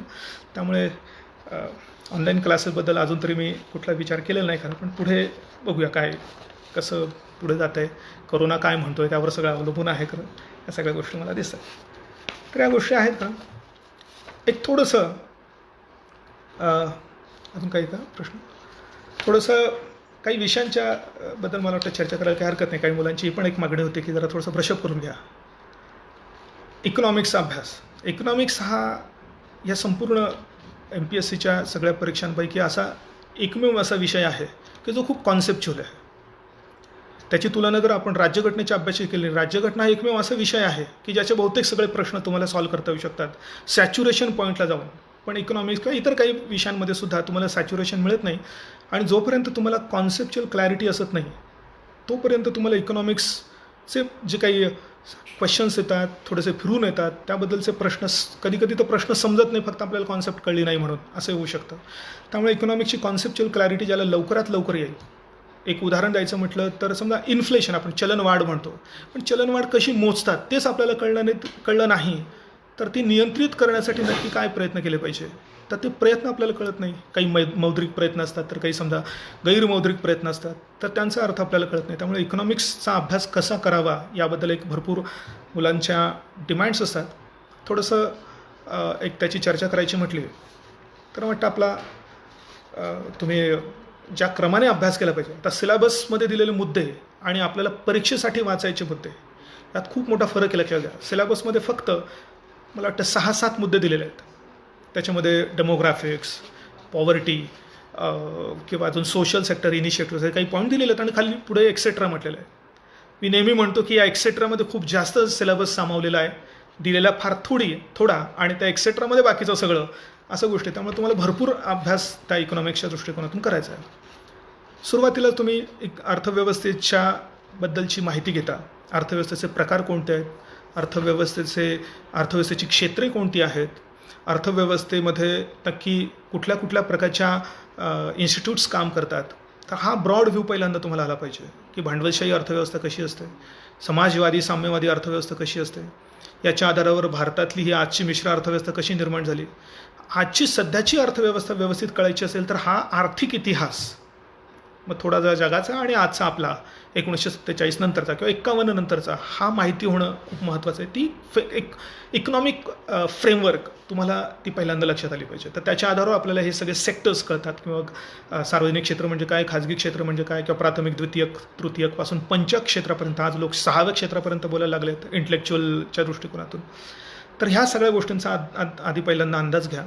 त्यानंतर मग राष्ट्रीय उत्पन्न हा एक खूप महत्त्वाचा, त्या मोजमापाबद्दलची पद्धती, ह्या गोष्टी जरा बऱ्याच कटकटीच्या वाटतात मुलांना. पण तुम्ही पूर्वमुख्यचे प्रश्न बघितले तर निश्चितच त्याच्या सूत्रांवर प्रश्न विचारलेले आहेत. कॉम्प्लिकेटेड ह्या राष्ट्रीय उत्पन्नाच्या मोजमापाबद्दल जवळपास सगळ्याच गोष्टींवर प्रश्न आतापर्यंत येऊन गेलेले आहेत. पण ते नक्की लक्षात ठेवायचं कसं? त्या आपण डायग्राम बघतो, 8 वेगवेगळ्या प्रकारच्या पद्धती बघतो. तर थोडक्यात फक्त एक मदत सांगतो की तो कशा पद्धतीने बघितला पाहिजे. इंग्लिशमध्ये टर्म्स वापरतो, मराठी टर्म्स नंतर तुम्हाला करून घेता येतील. व्हॅल्यू ॲडेड पहिल्यांदा तुम्हाला कळलं पाहिजे. व्हॅल्यू ॲडेड, मूल्यवर्धित. व्हॅल्यू ॲडिशन म्हणजे नक्की काय? सोप्यातला सोपा जर कॉन्सेप्ट घ्यायचा म्हटला तर इनपुट कॉस्ट जेवढी लागते आणि आउटपुट व्हॅल्यू जेवढी मिळते, त्या आउटपुट व्हॅल्यूमधनं इनपुट कॉस्ट जर आपण वजा केली तर त्या इनपुट्समध्ये आपण किती व्हॅल्यू ॲड केलेली ते आपल्याला लक्षात येऊ शकतं. मग ती व्हॅल्यू ॲडेड ती आपण ग्रॉस आणि नेट या 2 पद्धतीने मोजू शकतो. पुन्हा ग्रॉस आणि नेट या दोन्ही गोष्टी आपल्याला पुढे फॅक्टर कॉस्टला आणि मार्केट प्राईसला मोजू शकतो. Factor cost, market price, gross, net, इथे 4 कॉन्सेप्ट झाल्या GDPच्या, ग्रॉस डॉमेस्टिक प्रॉडक्टच्या.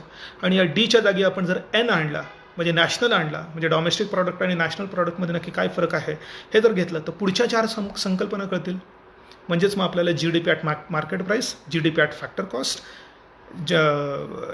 त्यानंतर NDP at market price, NDP at factor cost. आणि ह्या सगळ्यामध्ये असलेल्या डीच्या जागी N टाकल्यानंतर GNP at market price, GNP at factor cost, NNP at market price आणि NNP ॲट फॅक्टर कॉस्ट. 8 संकल्पना झाल्या. त्यामुळे त्याला एक निश्चित पद्धत आहे. त्या पद्धतीने जर तुम्ही अभ्यास केला तर फक्त GDP नावाच्या एका सूत्रावरनं तुम्हाला पुढच्या सगळे सूत्र कॅल्क्युलेट करता येऊ शकतील. अशा पद्धतीने ते वाचलं पाहिजे. त्याच्यानंतर तुम्हाला आर्थिक वाढ, आर्थिक विकास याबद्दलचे प्रश्न जे निश्चितच येतात. आपल्या सिलेबसमध्ये सस्टेनेबल डेव्हलपमेंट म्हणजे शाश्वत विकास मेन्शन केलेला टॉपिक आहे. जे टॉपिक मेन्शन केलेले आहेत त्याच्याबद्दल तर प्रश्न येणारच आहेत. एक्सेट्राच्या आधी दिलेले ते टॉपिक्स. त्यामुळे शाश्वत विकास नक्की काय प्रकार आहे, कशी संकल्पना आहे, त्याची उत्क्रांती कशी झाली, टप्पे त्याचं माहिती असले पाहिजे. आज शाश्वत विकास लक्ष्य संपूर्ण जगावर ॲप्लाय करण्यात आलेली आहेत. ती लक्ष्य कोणती आहेत? सगळी 17 लक्ष्य शब्दाशः पाठ असली पाहिजे. कधी कधी तर त्याचा क्रम विचारतात, 2रा, 5वा, 7वा, 10वा क्रमाने सांगा, अशा प्रकारे योग्य क्रम लावा, अशा प्रकारे प्रश्न येतात. त्यामुळे तो शाश्वत विकासाचा चॅप्टर. त्यानंतर लोकसंख्याशास्त्र, त्याच्यात मेन्शन केलेला टॉपिक आहे, तो तुम्हाला व्यवस्थित, तो फारच तुम्हाला आकडेवारी सहित तुम्हाला लक्षात ठेवावं लागणार आहे. पण सोपा टॉपिक आहे, मोठा टॉपिक आहे पण सोपा आहे. तर ते लोकसंख्याशास्त्र ते तुम्हाला व्यवस्थित हे करा की लोकसंख्येची जगाची स्थिती, आजची आपली स्थिती, त्यानंतर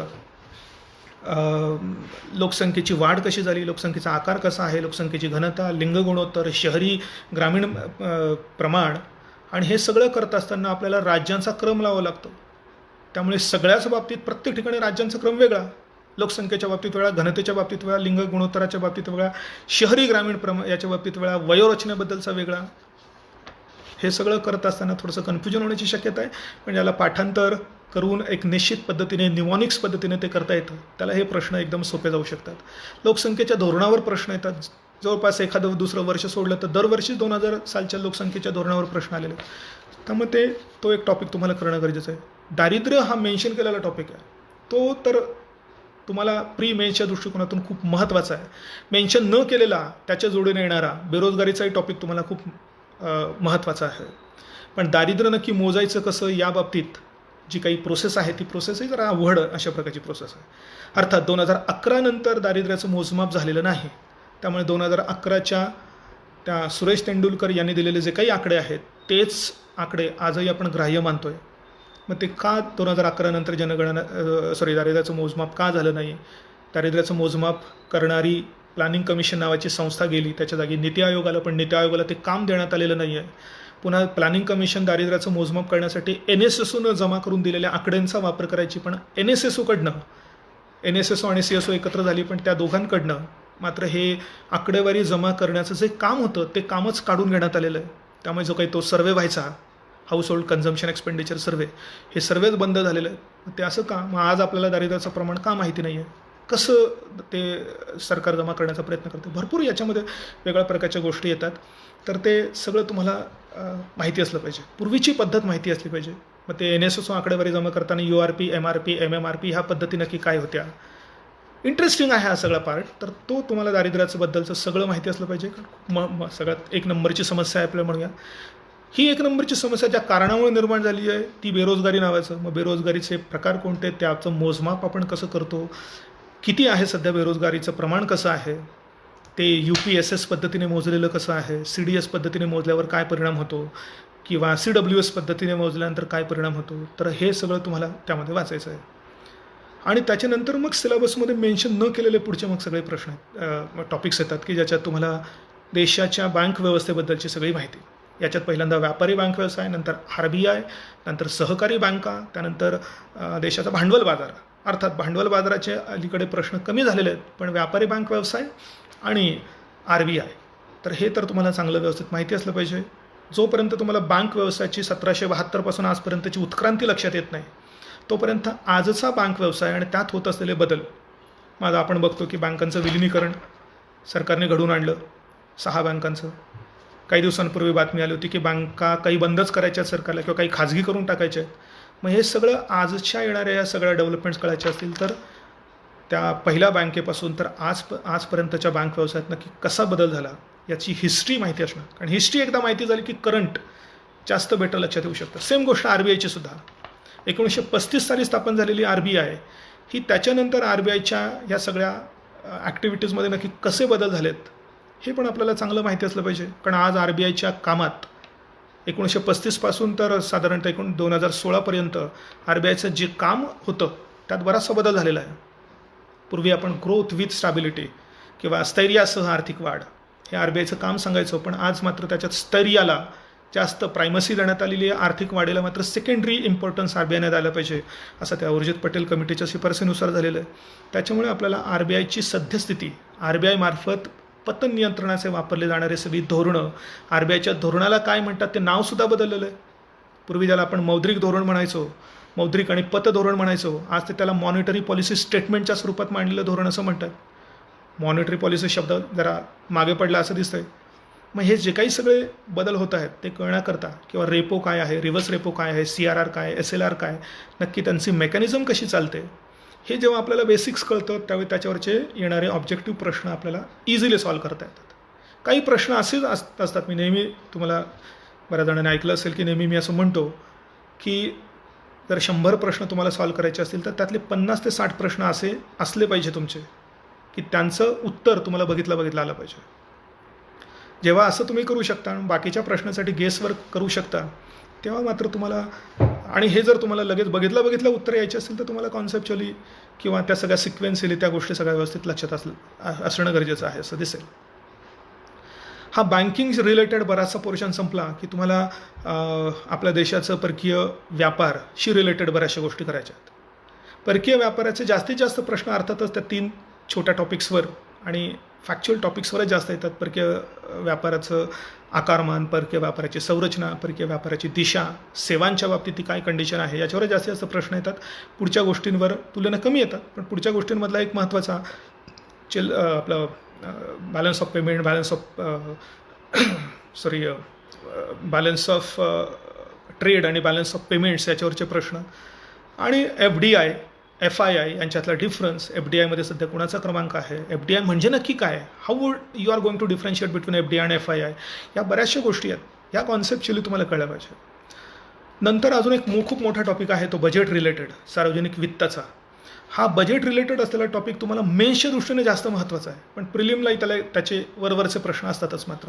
पण जोपर्यंत बजेट कसं तयार केलं जातं, ते मांडताना, संसदेत मांडताना कुठले टप्पे केले जातात, संसदेमध्ये बजेटला अप्रूव्ह करताना नक्की काय प्रोसेस असते, बजेटचं स्ट्रक्चर कसं असतं, महसुली कसं, भांडवली कसं, हे जोपर्यंत लक्षात येत नाही तोपर्यंत त्याच्या पुढच्या गोष्टी लक्षात येत नाही. म्हणजे बजेटचा अभ्यास करताना एका निश्चित पद्धतीने, निश्चित क्रमानेच करावं लागतं. पहिल्यांदा तर बजेट म्हणजे काय, बजेट मांडताना आणि अप्रूव्ह करताना जी काही प्रोसेस संसदेमध्ये होते ती प्रोसेस माहिती झाली पाहिजे. मग नंतर बजेटचं स्ट्रक्चर कळलं तरच वेगळ्या प्रकारच्या त्रुटी आपल्याला कळतात. त्रुटी कळल्या तरच मग पुढच्या त्रुटींवर नियंत्रण करण्यासाठीचे सगळे जे काही उपाय असतात ते उपाय तुम्हाला जास्तीत जास्त कळतील. आणि बजेटचा स्ट्रक्चरचा महत्त्वाचा भाग असतो टॅक्सेस म्हणून कर संरचना. तर ती कर संरचना तुम्हाला जास्त बेटर कळेल. मग त्याच्यातही तुम्हाला प्रत्यक्ष कर, अप्रत्यक्ष कर म्हणजे काय, प्रमाणशीर कर म्हणजे काय, किंवा ॲड व्हॅलोरम म्हणजे काय, ती स्पेसिफिक ड्युटी म्हणजे काय, पुन्हा आज कर सुधारणा ज्या झालेल्या आहेत त्या सगळ्या कर सुधारणा, GST त्याच्यामध्ये आलेला आहे, इन्कम टॅक्स काय आहे, ह्या सगळ्या गोष्टी झाल्यानंतर मग करांचं वितरण केंद्र राज्यांमध्ये कसं होतं, ते कसं होतं हे समजणं फार अवघड गोष्ट आहे. कारण आताही कंटिन्युअसली काही काही चेंजेस होत असतात. आणि ते करांचं वितरण केंद्र राज्यांमध्ये म्हणजे कोणती कर केंद्र आकारतं, कोणते राज्य आकारतं, कोणतं केंद्र आकारतं पण पैसे राज्यांना देऊन टाकतं, हा जो काही सगळं काय म्हणता तर त्याच्यातलं जे काही सगळं स्ट्रक्चर आहे ते बेसिकली कळालं तरच पुढचं ते फायनान्स कमिशन नावाची गोष्ट तुम्हाला कळू शकते की नक्की काय काम करतं फायनान्स कमिशन. मग ते 15वा वित्त आयोग, तर 15व्या वित्त आयोगाने दिलेल्या शिफारसी त्या अजून पूर्णपणे शासनाने संसदेत टेबल केलेलं नाही, पण त्यातल्या ज्या काही छोट्या काही गोष्टी आलेल्या आहेत तर त्या गोष्टी आपल्याला व्यवस्थित कळू शकतील. टॅक्स डिव्होल्युशन, टॅक्स फेडरलिझम किंवा फिस्कल फेडरलिझम ह्या महत्त्वाच्या गोष्टी त्याच्या आधारावर आपल्याला कळू शकतील. त्यानंतर पुढे आपण तुम्हाला किमतींचा अभ्यास करायचा आहे की WPI म्हणजे काय, CPI म्हणजे काय, किंमत वाढ म्हणजे काय, किंमत घट म्हणजे काय, ते नियंत्रित करण्यासाठी शासनाचे उपाय. हे मुख्य परीक्षेला तर त्याच्यावरचे खूपच कॉम्प्लिकेटेड किंवा जरा थोडेसे ॲडव्हान्स्ड अशा प्रकारचे क्वेश्चन्स येतात. तर ह्या पद्धतीने तुम्ही अभ्यास जर करत गेला तर प्रिलिम्सच्या बऱ्याचशा गोष्टी त्यातनं पूर्ण होतात. बाकी मग कृषी, इंडस्ट्री, सर्व्हिस सेक्टर, इन्फ्रास्ट्रक्चर यावरही कुठेतरी प्रिलिमला एखाद दुसरा प्रश्न असतो. पण त्या एका प्रश्नासाठी एवढं सगळं वाचण्यासाठी तुम्ही सुरुवातीला तरी वेळ द्यायला नको असं मला वाटतं. किंवा दुसऱ्या पद्धतीने म्हणायचं झालं तर ज्याचा मेन्सच्या सगळ्या अभ्यासावर एकदम कमांड आहे त्याला पूर्वपरीक्षा एकदमच फार थोडीशी, म्हणजे 10वीच्या मुलाला 5वीचा परीक्षा द्यायला लावलं तर त्याला जसं वाटेल तसं वाटण्याची शक्यता आहे. अर्थात तो दरवर्षाचा अभ्यास करायला लागतोच प्रिलिमचा, पण तरीसुद्धा ते सोपं वाटण्याची शक्यता आहे असं म्हणता येईल.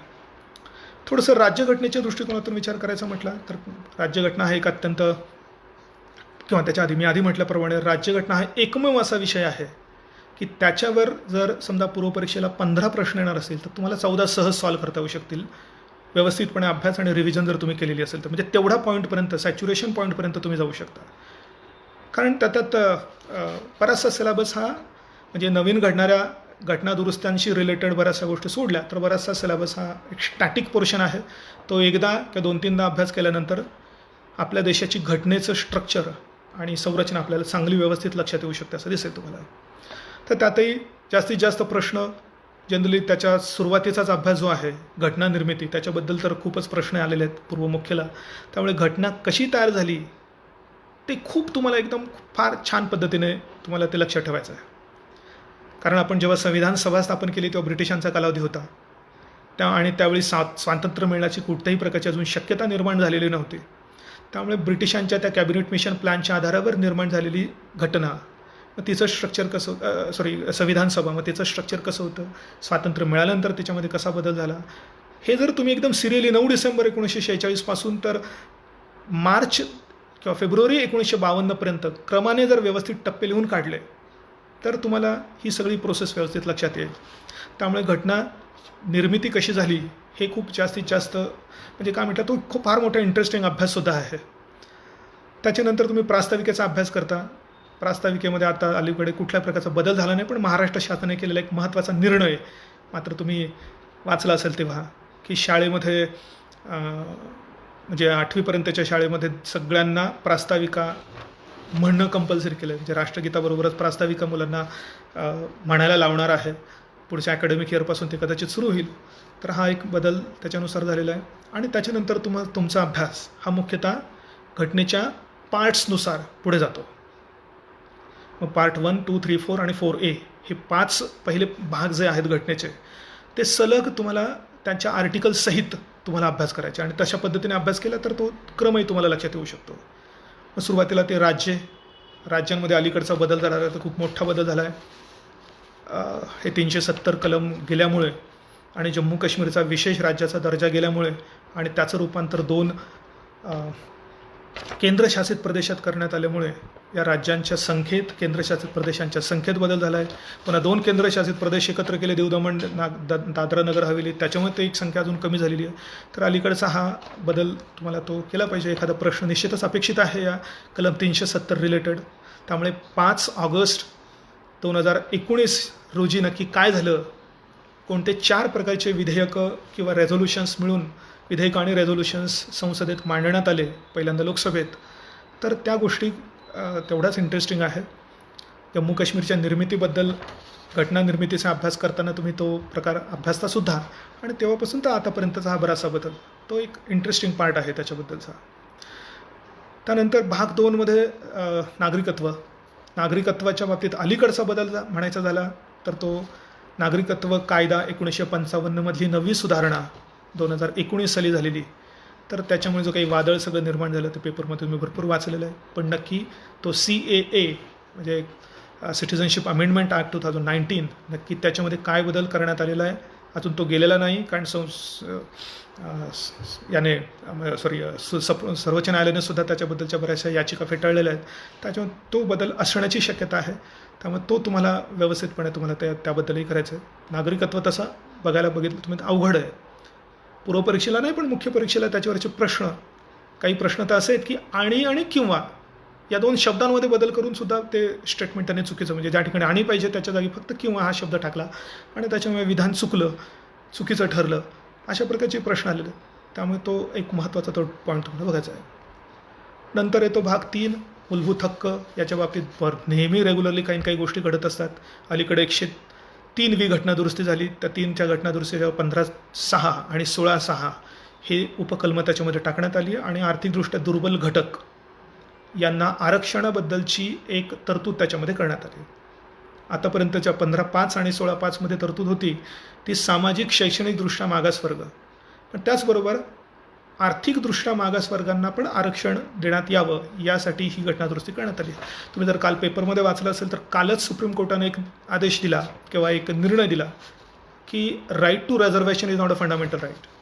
ह्या अशा प्रकारच्या गोष्टी UPSCला बऱ्याच वेळा आलेल्या आहेत की आरक्षणाचा अधिकार हा मूलभूत हक्क नाही.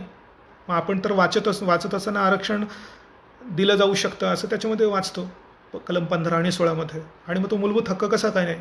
मग हे कळण्याकरता आपल्याला त्या कलमांचं वर्डिंग आपल्याला वाचायला लागतं. हे वर्डिंगमध्ये तुम्हाला दिसेल की the state may reserve the seats. मग इथे मे या शब्दाच्या आधारावरच आपल्या लक्षात येईल की जर राज्यसंस्थेला करायचं असेल तर ते करतील. त्यामुळे राज्यसंस्थेला घटनेनंच भाग पाडलेलं नाही की तुम्ही असं केलंच पाहिजे. द स्टेट शॅल रिझर्व असा शब्द असता तर आरक्षण हा 100% मूलभूत हक्क झाला असता आणि त्यात कोणत्याही प्रकारचा बदल करणं हे राज्यसंस्थेला शक्य झालेलं नसतं. पण तसं नसल्यामुळे मात्र आज अलीकडे हा निर्णय दिला. 2-3 वर्षापूर्वी UPSCला प्रश्न विचारला होता त्याने राईट टू वोट हा मूलभूत हक्क आहे का याशी संबंधित प्रश्न. त्याचं उत्तर हो होतं, जरी घटनेच्या त्या भाग 3 कुठेही राईट टू वोटिंगबद्दल लिहिलेलं नसतं तरीसुद्धा. पण सर्वोच्च न्यायालयाने दिलेल्या एका निर्णयामध्ये त्यांनी तसं मान्य केलं म्हणून तो एक मूलभूत हक्क ठरतो. राईट टू प्रायव्हसीबद्दल सेम अशाच प्रकारच्या गोष्टी आहेत. त्यामुळे एकदा तुम्हाला भाग 3 सगळे मूलभूत हक्क कलम त्या 12 तर कलम 35 सेम त्याच क्रमाने स्ट्रक्चरली त्याच्या वाक्यांसहित जेव्हा तुम्हाला लक्षात येतील, म्हणजे जेव्हा तुम्हाला ते व्यवस्थित आत्मसात होईल त्यावेळी मग नंतर होणारे हे सगळे बदल तुम्हाला लक्षात येतील. त्यामुळे काही याच्या बाबतीत काही बदल होत असतात. तर ते तुम्हाला तुमच्या पूर्वमुख्यपदच्या दृष्टिकोनातून खूप महत्त्वाचा असलेला टॉपिक आहे. भाग 4 सुद्धा येतो तो डायरेक्टिव्ह प्रिन्सिपल्स म्हणजे मार्गदर्शक तत्त्वे. अलीकडे त्यात कोणताही बदल करण्यात आले नाही, कोणतीही घटना दुरुस्ती झालेली नाही आणि त्याच्यामुळे तुम्हाला कलम 36 जर सोडले तर कलम 38 तर कलम 51 जे काही सगळे मार्गदर्शक तत्त्वे आहेत ते त्याच क्रमाने, पहिल्यांदा क्रमाने आणि मग नंतर त्यांचं जे काही आपण वर्गीकरण करतो की काही गांधीयन प्रिन्सिपल्स आहेत, काही इंटलेक्च्युअल प्रिन्सिपल्स आहेत, काही सोशलिस्टिक प्रिन्सिपल्स आहेत. मग त्या वर्गीकरणाच्या दृष्टिकोनातून तुम्हाला तो अभ्यास करावा लागेल. तर तो पण एक कारण संपूर्ण देश, राज्यसंस्था आपली काय काम करते ते त्या मार्गदर्शक तत्त्वांच्या अंमलबजावणीच्या आधारावर आपल्याला ते लक्षात येऊ शकतं. मग ते पण तुम्हाला ते करणं जास्त गरजेचं आहे. आणि नंतर मग 4A तुम्हाला जे काही मूलभूत कर्तव्य दिलेली आहेत ती कर्तव्य तुम्हाला सेम त्याच क्रमाने तुम्हाला पाठ करायची आहेत क्रमाने लावा किंवा कोणता मूलभूत हक्क कर्तव्य आहे किंवा नाही आहे या प्रकारचे प्रश्न येतात. थोडासा एक 2-3 तासात पूर्ण होऊ शकेल इतका छोटासा तो अभ्यास आहे. पण पुढचा जो भाग 5 आणि भाग 6 आहे तो मात्र तुम्हाला सिरियली अभ्यास करता येत नाही. तिथे मात्र तुमचं स्ट्रक्चर चेंज होतं आणि त्याच्यानंतर मग तुम्हाला अभ्यास कसा केला पाहिजे हे कळण्याकरता संपूर्ण देशाचं राजकीय स्ट्रक्चर, कार्यकारी, कायदेविषयक आणि न्यायव्यवस्था या दृष्टिकोनातून ते झाल्यानंतर मात्र तुम्हाला भाग 5 आणि भाग 6 ज्याचा भाग 5 आणि भाग 6 या 2 भागांवर कमांड आहे त्याला बहुतेक सगळे पूर्व आणि मुख्य परीक्षेचे प्रश्न सॉल्व्ह करता येतात. कारण या भाग 5-6 हे खूप मोठे भाग आहेत. याच्यात केंद्र स्तरावरचं आणि राज्य स्तरावरचं जवळजवळ सगळीच स्ट्रक्चर येतं. कार्यकारी मंडळ येतं, सगळं कायदे मंडळ येतं, न्यायव्यवस्था पण येते. आणि त्याच्यामुळे ज्या कोणाचा पहिल्या भागापासून तर आपण म्हणूया की साधारणतः ह्या 6व्या भागापर्यंत कमांड आहे त्याची जवळजवळ 70 म्हणूया की 70-80% राज्यघटनेचा अभ्यास बराचसा त्याच्यामध्ये येऊन जातो. पुढे मोठा अभ्यास करायचा असतो तो फक्त त्या पंचायत राज व्यवस्थेचा. बाकी मग छोटे छोटे भाग आहेत. छोट्या छोट्या भागामध्ये महत्त्वाचे काही भाग म्हटले तर घटनादुरुस्तीची पद्धत आहे तर ती पद्धत व्यवस्थितपणे माहिती असणे. तर मग पुढचा तुलनेनं कमी आणि छोटा असलेला अभ्यास आहे. त्यामुळे राज्यघटनेचा अभ्यास करताना पार्लमेंट आणि त्या न्यायव्यवस्थेपर्यंतच्या अभ्यासावर तुम्हाला कंप्लीट कमांड पाहिजे. मुख्य परीक्षेचे सुद्धा बरेचसे प्रश्न तुम्हाला त्याच्यातूनच हे करता येतील असं दिसेल. तर हे सगळं करत असताना मी आधी म्हटल्याप्रमाणे तुम्हाला नोट्स तयार करायचे आहेत आणि त्या नोट्समध्ये सुटसुटीत पद्धतीने तुम्हाला ते करून घ्यायचं आहे. इतर बरेचसे विषय आहेत त्या इतर विषयांबद्दल पण आपण चर्चा करूया. इतिहास फॉर एक्झाम्पल, इतिहास ज्या पद्धतीने तुम्ही अभ्यासता मला किंवा दुसऱ्या पद्धतीने म्हणूया की इतिहास म्हणून वाचणे आणि MPSCच्या परीक्षेसाठी इतिहास वाचणे याचं फरक आहे. इतिहास म्हणून जर वाचायचं म्हटलं तर 1 वर्षसुद्धा अपुरा आहे. इतका मोठा आहे आपला देशाचा इतिहास. देश मोठा, त्या पुन्हा 4-4.5-5 हजार वर्षाचा इतिहास, इतक्या प्रचंड विविधतेनं असलेला हा इतिहास. त्याच्यामुळे खूप मोठा इतिहास त्याच्यामध्ये आहे. पण तोच मात्र तुम्हाला स्पर्धा परीक्षेसाठी जर वाचायचा असेल तर मात्र तुम्हाला त्याच्यात बऱ्याचशा रिस्ट्रिक्शन्स आणाव्या लागतील. बरेच जण काय करतात 1857 पासून इतिहास वाचायला सुरुवात करतात. म्हणजे सुरुवातीला घेतातच मुळात 1857चा उठाव आणि तिथून पुढे इतिहास. तर आधुनिक भारताचा इतिहास वाचण्याच्या आधी थोडी का होईना तुम्हाला अंदाज आलेला असला पाहिजे. तो म्हणजे प्राचीन आणि मध्ययुगीन भारताचा. त्याचं सगळं डिटेल वाचण्याच्या ऐवजी तुम्ही त्या शाळेच्या पुस्तकांमधनं जरी तेवढा पोर्शन जर वाचून घेतला तर सगळ्यात आधी तुम्हाला इतिहासाचा घटनाक्रम लक्षात येईल. एकदा घटनाक्रम तुमच्या डोक्यात बसला की मग तुम्हाला इतिहासाचे असंख्य फॅक्ट्स तुम्हाला बरोबर त्याच्यामध्ये हे करता येऊ शकतील. एक सेंट्रल थ्रेड आहे या सगळ्या अभ्यासामध्ये. इवन आधुनिक भारताच्या इतिहासामध्ये सुद्धा तुम्हाला एक मध्यवर्ती धागा दिसेल. तो एकदा धागा तुम्ही पकडला की त्या धाग्याला असलेल्या बाकीच्या ज्या सगळे ब्रँचेस असतील त्या ब्रँचेस तुम्हाला हे करता येतील. तोच मध्यवर्ती धागा म्हणजेच 1885 पासून स्थापन झालेल्या काँग्रेसची जी काही चळवळ आहे ती स्वातंत्र्याची, तर ती चळवळ पहिल्यांदा आपल्याला क्रमाने कळली पाहिजे 85 पासून तर 1947 पर्यंत. आणि ते कळलं की मग त्या धाग्याला असलेल्या ब्रँचेस तुम्हाला अभ्यासता येतील. कुठल्याही प्रकारचं कन्फ्युजन, फ्रस्ट्रेशन न होता. कारण इतिहासाचा अभ्यास करताना बहुतेक जणांची कंप्लेंट असते की लक्षात राहत नाही, त्या सनावळ्या पाठ होत नाहीत. तर कुणाच्याच पाठ होते नाहीतर नाही. सुरुवातीला त्याची फारसं चिंता करू नका. कारण जोपर्यंत तुम्हाला क्रम लक्षात राहणार नाही तोपर्यंत त्या सनावळ्या ते वर्ष वगैरे लक्षात राहणार नाही. आणि वर्ष सगळे लक्षात राहिलेच पाहिजे अशी पण लगेचच इमिजिएटली तशी गरज नसते. पण क्रम मात्र पहिल्यांदा माहिती असला पाहिजे असतो. एकदा क्रम लक्षात आला की बऱ्याचशा गोष्टी तुम्हाला त्या लक्षात येऊ शकतील. नाहीतर मग प्रत्येक घटना ही 1900 सालातच आपण मोजत असतो. म्हणजे समजा तुम्हाला इव्हन पानिपतची पहिली लढाई म्हटली तर 1526 नाही तर 1926 डोक्यात येईल अशा प्रकारे. त्यामुळे ह्या सगळ्या गोष्टी हळूहळू लक्षात येणाऱ्या गोष्टी असतात. तर तो सेंट्रल थ्रेड पहिल्यांदा तुम्ही मध्यवर्ती धागा पकडा. मग नंतर तुम्हाला आदिवासींच्या चळवळी, सामान्य लोकांच्या चळवळी, शेतकऱ्यांच्या चळवळी, डाव्या चळवळी, क्रांतिकारकांची चळवळ, महिलांशी संबंधित असलेल्या चळवळी, या सगळ्या गोष्टी तुम्हाला नंतर त्याच्या ब्रँचेस म्हणून तुम्हाला ध्यानात घेता येऊ शकतील, लक्षात ठेवता येऊ शकतील. ते पण करताना पुन्हा अजून खरा आधुनिक भारताचा इतिहास करताना ब्रिटिशांनी निर्माण केलेल्या, प्रस्थापित केलेल्या प्रशासकीय संरचनेचा अभ्यास चांगला होणं गरजेचं असतं. कारण आपण पहिल्यांदा जो काही स्वातंत्र्य लढा केला तो स्वातंत्र्यासाठी नसून ह्या ब्रिटिशांच्या प्रशासकीय रचनेत काय बदल आपल्याला हवा होता त्या बदलासाठी होता. त्यामुळे त्या सगळ्या गोष्टी कळण्याकरता पहिल्यांदा आपल्याला हे सगळं British administrative structure, right since 1773 regulating act त्यांनी जो काही तो प्रस्थापित केला तो पहिल्यांदा आपल्याला कळला पाहिजे असतो. व्हॉइसरॉयबद्दलच्या सगळ्या गोष्टीच माहिती असल्या पाहिजे अशा गोष्टी नसतात, पण मेजर गोष्टी तुम्हाला पाहिजे असतात. त्यामुळे इतिहास अभ्यास करणं हे सुद्धा एका विशिष्ट क्रमबद्ध पद्धतीने करायचे अभ्यास आहे. सेम गोष्ट काही प्रमाणात आपल्याला भूगोलाचंही म्हणता येऊ शकेल. आपल्याला 3 प्रकारचा भूगोल 3 दृष्टिकोनातून म्हणजे जवळजवळ 9 प्रकारचा भूगोल वाचायचा आहे. प्राकृतिक भूगोल, आर्थिक भूगोल म्हणजे सामाजिक आर्थिक भूगोल आणि भारताचं आणि काय म्हणतो की प्राकृतिक भूगोल, सामाजिक भूगोल आणि आर्थिक भूगोल. पुन्हा ह्या 3 प्रकारचा भूगोल भारताचा, जगाचा आणि महाराष्ट्राचा म्हणजे तिंत्रिक 9 प्रकारचा भूगोल आहे. पण हा सगळा करताना मात्र क्रम खूप महत्त्वाचा आहे. सगळ्यात आधी जोपर्यंत तुम्हाला प्राकृतिक भूगोल कळत नाही, पुन्हा तो करताना प्राकृतिक भूगोल विषय म्हणून तो जगाचा आहे का भारताचा आहे याचा विचार न करता तोपर्यंत तुम्हाला बाकीच्या पुढच्या गोष्टी व्यवस्थित ध्यानात येणार नाही. आणि त्या प्राकृतिक भूगोलाचा विषय म्हणून अभ्यास करताना पहिल्यांदा तर भूरूपशास्त्र तुम्ही वाचलं पाहिजे. भूपृष्ठाचं स्वरूप कसं आहे, कसं निर्माण झालं, त्याच्या मागे कुठल्या प्रकारच्या प्रेरक शक्ती असतात, या सगळ्या गोष्टी जेव्हा तुम्हाला लक्षात येतील मग तुम्हाला त्याचं पृथ्वीचं अंतरंग येतं, खडकांचे प्रकार येतात, भूरूपावर परिणाम करणारे सगळे घटक येतात, बाहेरून काम करणारे, आतून काम करणारे. हे झाल्यानंतर मग आजची ही जी काही खंडांची स्थिती आपल्याला दिसते संपूर्ण पृथ्वीच्या गोलावर, ती नक्की कशी निर्माण झाली याच्याशी संबंधित जो काही मूळ उखंड वहनाचा सिद्धांत आहे तो सिद्धांत, पण त्याच्या अनेक मर्यादा असल्यामुळे पुढे आज जी प्लेट टेक्टॉनिक्स थेअरी म्हणतो आपण म्हणतो भूमंच विवर्तनिकीचा सिद्धांत, हा भूमंच विवर्तनिकीचा सिद्धांत एकदा तुम्हाला कळला की तुम्हाला भरपूर भूपृष्ठीय घटना कळतील. मग तुम्हाला डोंगर का तयार झाले कळतील, भूकंप का होतात, ज्वालामुखी का होतात, शांत प्रकारचा का, स्फोटक प्रकारचा का, मध्येच गर्ता का तयार झाल्यात, ह्या असंख्य वेगळ्या प्रकारच्या भूरूपीय घटना कळण्यासाठी तो सिद्धांत तुम्हाला माहिती असला पाहिजे असतो. आणि मग पुढे ह्या वेगळ्या प्रकारचे कारक, नदीचं कार्य, वाऱ्याचं कार्य, भीम नदीचं कार्य, मुख्य परीक्षेला असला सुद्धा सिलेबस आहे हा. हे झाल्यानंतरच मग तुम्ही हवामानशास्त्राचा अभ्यास केला पाहिजे. हवामानशास्त्र हे अत्यंत इंटरेस्टिंग अशा प्रकारचा विषय आहे तो, पण तो सुद्धा कुठल्या क्रमाने केला पाहिजे याला पण एक निश्चित क्रम आहे. आणि तो सगळा क्रम कळण्याच्या आधी 2-3 महत्त्वाच्या गोष्टी कळल्या पाहिजे.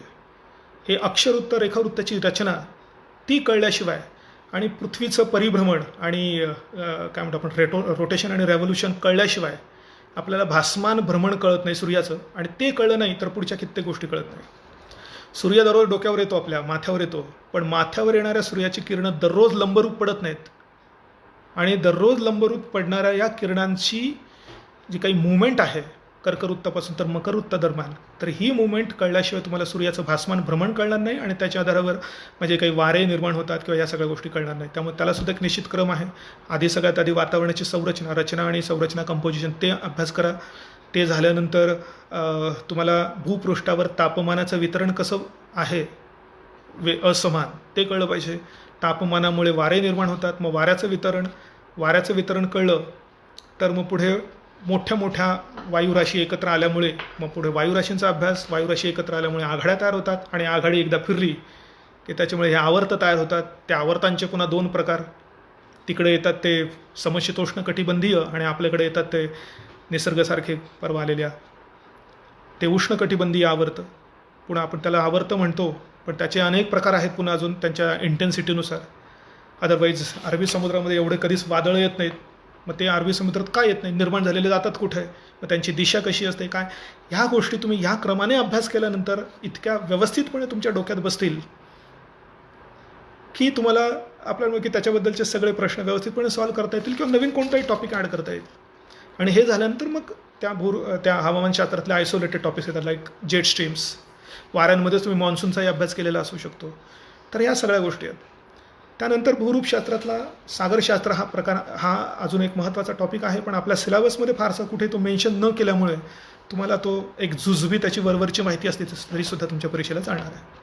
हे झाल्यानंतरच मग तुम्ही नंतर भारताचा इतिहास भारताचा भूगोल वाचा आणि मग नंतर जगाचा आणि भारताचा सामाजिक आर्थिक भूगोल की ज्याच्यात लोकसंख्याही तुम्हाला वाचायची आहे, खनिजांचं वितरण वाचायचं आहे, बाकी जो काही सामाजिक आर्थिक दृष्टिकोनातून आहे तो भाग तुम्हाला त्यानुसार वाचायचा आहे. पर्यावरणाचा अभ्यास आहे, तुलनेनं कमी आहे, मुख्य परीक्षेला मात्र जास्त आहे त्याच्यामधला अभ्यास जास्त आहे त्याच्यातच आपण अजून आपत्ती व्यवस्थापन जर त्याच्यामध्ये टाकलं तर मग मात्र हा बराच मोठा होऊ शकतो. त्याचाही निश्चित क्रम तुम्हाला आधी मुळातच पर्यावरण, पारिस्थितिकी याची जी काही सगळी थिअरी आहे ती थिअरी वाचली पाहिजे आणि त्याच्यानंतर मग हे जे काही सिलेबसमध्ये दिलेले 3 मुद्दे आहेत त्याच्या पलीकडे ते म्हणजे तुम्हाला प्रदूषणाचा उल्लेख केलेला नाही आहे सिलेबसमध्ये, पण प्रदूषण, त्याचे प्रकार सगळे, त्याच्यावर नियंत्रण काय शासन करण्यासाठी काय काय करता येत ते, तो एक जनरल अशा प्रकारचा टॉपिक आहे. त्यानंतर जैवविविधता. जैवविविधता आपल्या देशाची एवढी मोठी की महिनाभर अभ्यास केला तरीसुद्धा पूर्ण होणार नाही, एवढा मोठा अभ्यास आहे. पण त्या जैवविविधतेचे सगळे पॉईंट्स आहेत ते पॉईंट झाले पाहिजे. आणि त्यानंतर हवामान बदल.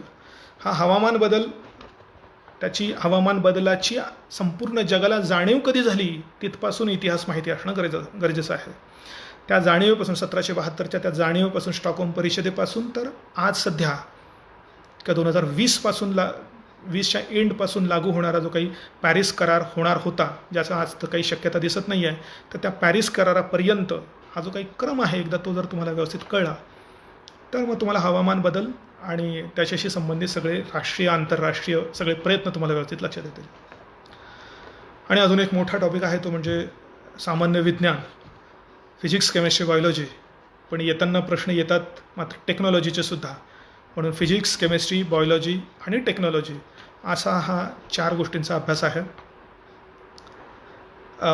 बऱ्याच जणांना अवघड वाटतो तो ह्या गोष्टी आहेत, पण त्याच्यातही जर तुम्ही समजा स्टेट बोर्डाच्या पुस्तकापासून सुरुवात केली, जे आपण शाळेत वाचलेलंच आहेत ऑलरेडी, तर ते पुन्हा जर वाचले तर ज्यांनी 10वी नंतर सायन्स सोडून दिलेलं आहे त्यांनासुद्धा पुन्हा तो रिट्राईव्ह करता येऊ शकेल. 11वी बारावीपासून ज्यांचा सायन्सशी काही संबंध नाही त्यांना उगीच असं वाटतं की सायन्स आपल्याला अवघड जाण्याची शक्यता आहे किंवा अवघड वाटतं. त्यातली आकडेवारी दिसलं की, आकडा दिसला की, काहीतरी वेगळा टर्म दिसला की, काही चिन्ह दिसलं की ओमेगा वगैरे सारख्या, इथं काहीतरी अवघड वाटण्याची शक्यता आहे. असं काही नाही आहे, कारण सगळ्या लहान असताना आपण ते वाचलेच आहे, विसरून गेलो आहे फक्त. पण मात्र 5वी ते 10वीपर्यंतचं सायन्स जर तुम्ही व्यवस्थित वाचलं तर त्याच्या आधारावर तुम्हाला सगळं, मला वाटतं, पुढचं सगळं सायन्स डेव्हलप करता येऊ शकेल. अर्थात 10वीपर्यंतचं सायन्स वाचलं स्टेट बोर्डातनं म्हणून ते पूर्ण होतं असं नाही, कारण आपल्या परीक्षेचं स्टँडर्ड हे पदवी परीक्षेपर्यंतचं आहे. त्यामुळे आपल्याला ॲटलिस्ट 12वीपर्यंतचं विज्ञान, 11वी-12वीचं सहित, फक्त अनफॉर्च्युनेटली ते पुस्तक काही मराठीत उपलब्ध नाही आहेत, इंग्लिशमध्ये तुम्हाला ते वाचायला लागतील. त्यामुळे तिथपर्यंतचं तरी तुम्हाला सायन्स करणं आवश्यक आहे. त्या सायन्समध्ये सुद्धा तुम्हाला टप्पे करायला लागणार आहेत. अर्थात दरवर्षी कुठल्या टॉपिकवर जास्त प्रश्न येतात हे कंटिन्युअसली चेंज होत राहतं. जसं फॉर एक्झाम्पल 1-2 वर्षापासून रसायनशास्त्रावर जास्त प्रश्न आलेत. मुलं जनरली मागच्या वर्षी कुठल्या टॉपिकवर जास्त आले त्याच्यावरच यावर्षी भर देतात. पण एक गोष्ट लक्षात ठेवा, MPSCच्या परीक्षेला कुठल्याही प्रकारचा असा नियम नाही आहे की मागच्या वर्षी असं झालं तर यावर्षी पण असंच होईल. त्यामुळे गेल्या तुम्ही 10 वर्षांचा जर समजा टेन्युअर बघितला तर तुम्हाला लक्षात येईल की त्याला निश्चित कोणताही फोकस नसतो. त्यामुळे सगळाच सिलेबस ॲटलिस्ट ॲव्हरेज लेवलपर्यंत सुरुवातीला तुम्हाला आणणं मला वाटतं आवश्यक आहे. दरवर्षी काही सरप्राईजेस असतातच. कधी एखाद्या विषयावर जास्त प्रश्न येतात, कधी एखाद्या टॉपिकवरच जास्त प्रश्न येऊन जातात. त्यामुळे हे सरप्राईजेस असणारच आहेत. त्यामुळे आपल्या हातातली एक महत्त्वाची गोष्ट आहे, आपण सगळेच विषय आधी ॲव्हरेज आणि मग नंतर आपल्याला कोणते विषय जास्त चांगले जमतायत, कळतायत ते अबोव ॲव्हरेज, अशा पद्धतीने जर तुम्ही स्टेप बाय स्टेप जर समजा इव्हॉल्व होत गेला तुमचा अभ्यास, तर कुठलाही विषय तुम्हाला अवघड वाटायला नको मला वाटतं. फिजिक्समध्ये अभ्यास करताना कधी आता ते याच्यावरचे प्रश्न येतात, गणितं सोडवलेली गणितं, पण तुम्हाला लक्षात येईल की ते जास्तीत जास्त करंट म्हणजे इलेक्ट्रिसिटीच्या टॉपिकवर जास्त आलेले दिसतील. मग त्यात तो तुम्हाला काही थोडेसे लाईट म्हणजे प्रकाशशास्त्रावरचे प्रश्न आलेले दिसतील. गती आणि हे तर एकदम बेसिक असतात. त्यामुळे इव्हन या सगळ्या गोष्टी तुम्हाला टॅकल करणं शक्य आहे. रसायनशास्त्र पण वाटतं तेवढं काही अवघड नाही आहे, कारण त्याच्यावरच्या महत्त्वाच्या गोष्टींवर तुम्हाला भर देण्याची आवश्यकता आहे. आणि टेक्नॉलॉजीमध्ये मात्र प्री आणि मेन्सच्या दृष्टिकोनातून एकत्र अभ्यास करा, कारण तो पण एक वाईड अशा प्रकारचा अभ्यास आहे. त्यात ऊर्जा क्षेत्र, ऊर्जेचे सगळे स्रोत, शासनाच्या पॉलिसी, त्याबद्दल हे सगळं ऊर्जा स्रोताबद्दलचं, ऊर्जेचं महत्त्वाचा स्रोत म्हणून अटॉमिक एनर्जी किंवा अणुऊर्जा, त्यात मुख्य परीक्षेतही उल्लेख केलेला आहे. त्यामुळे ते सगळं, त्याबद्दलच्या सगळ्या गोष्टी. त्यानंतर स्पेस रिसर्च हा एक अत्यंत इंटरेस्टिंग अशा प्रकारचा टॉपिक आहे. वेगवेगळ्या प्रकारचे मिसाईल्स वगैरे, उपग्रह वगैरे सगळे. डिफेन्स सायन्स अँड टेक्नॉलॉजी हा एक महत्त्वाचा टॉपिक आहे. नॅनो टेक्नॉलॉजी, इन्फॉर्मेशन टेक्नॉलॉजी, तर हा सुद्धा टेक्नॉलॉजीचा पोर्शन जर तुम्ही मेन्सच्या दृष्टीने आधी करून टाकला तर प्रीला मला वाटतं तुम्हाला तो फार सोपा जाईल किंवा ओळखीचे वाटेल. त्यामुळे ही परीक्षा पास होण्यासाठी असलेल्या अनेक काय म्हणतात तर प्रिन्सिपल्सपैकी एक प्रिन्सिपल अजून पुन्हा मी सांगतो, ज्याचं मेन्सवर पहिल्यांदा कमांड आहे त्याला ही प्रिलिमची परीक्षा सोपी जाईल. आणि जो फक्त प्रिलिमच्या दृष्टिकोनातून प्रयत्न करतो आहे त्याला मात्र थोडा अभ्यास करतो आहे आणि त्याच्यामध्ये ती परीक्षा अजून जास्त अवघड वाटण्याची शक्यता आहे.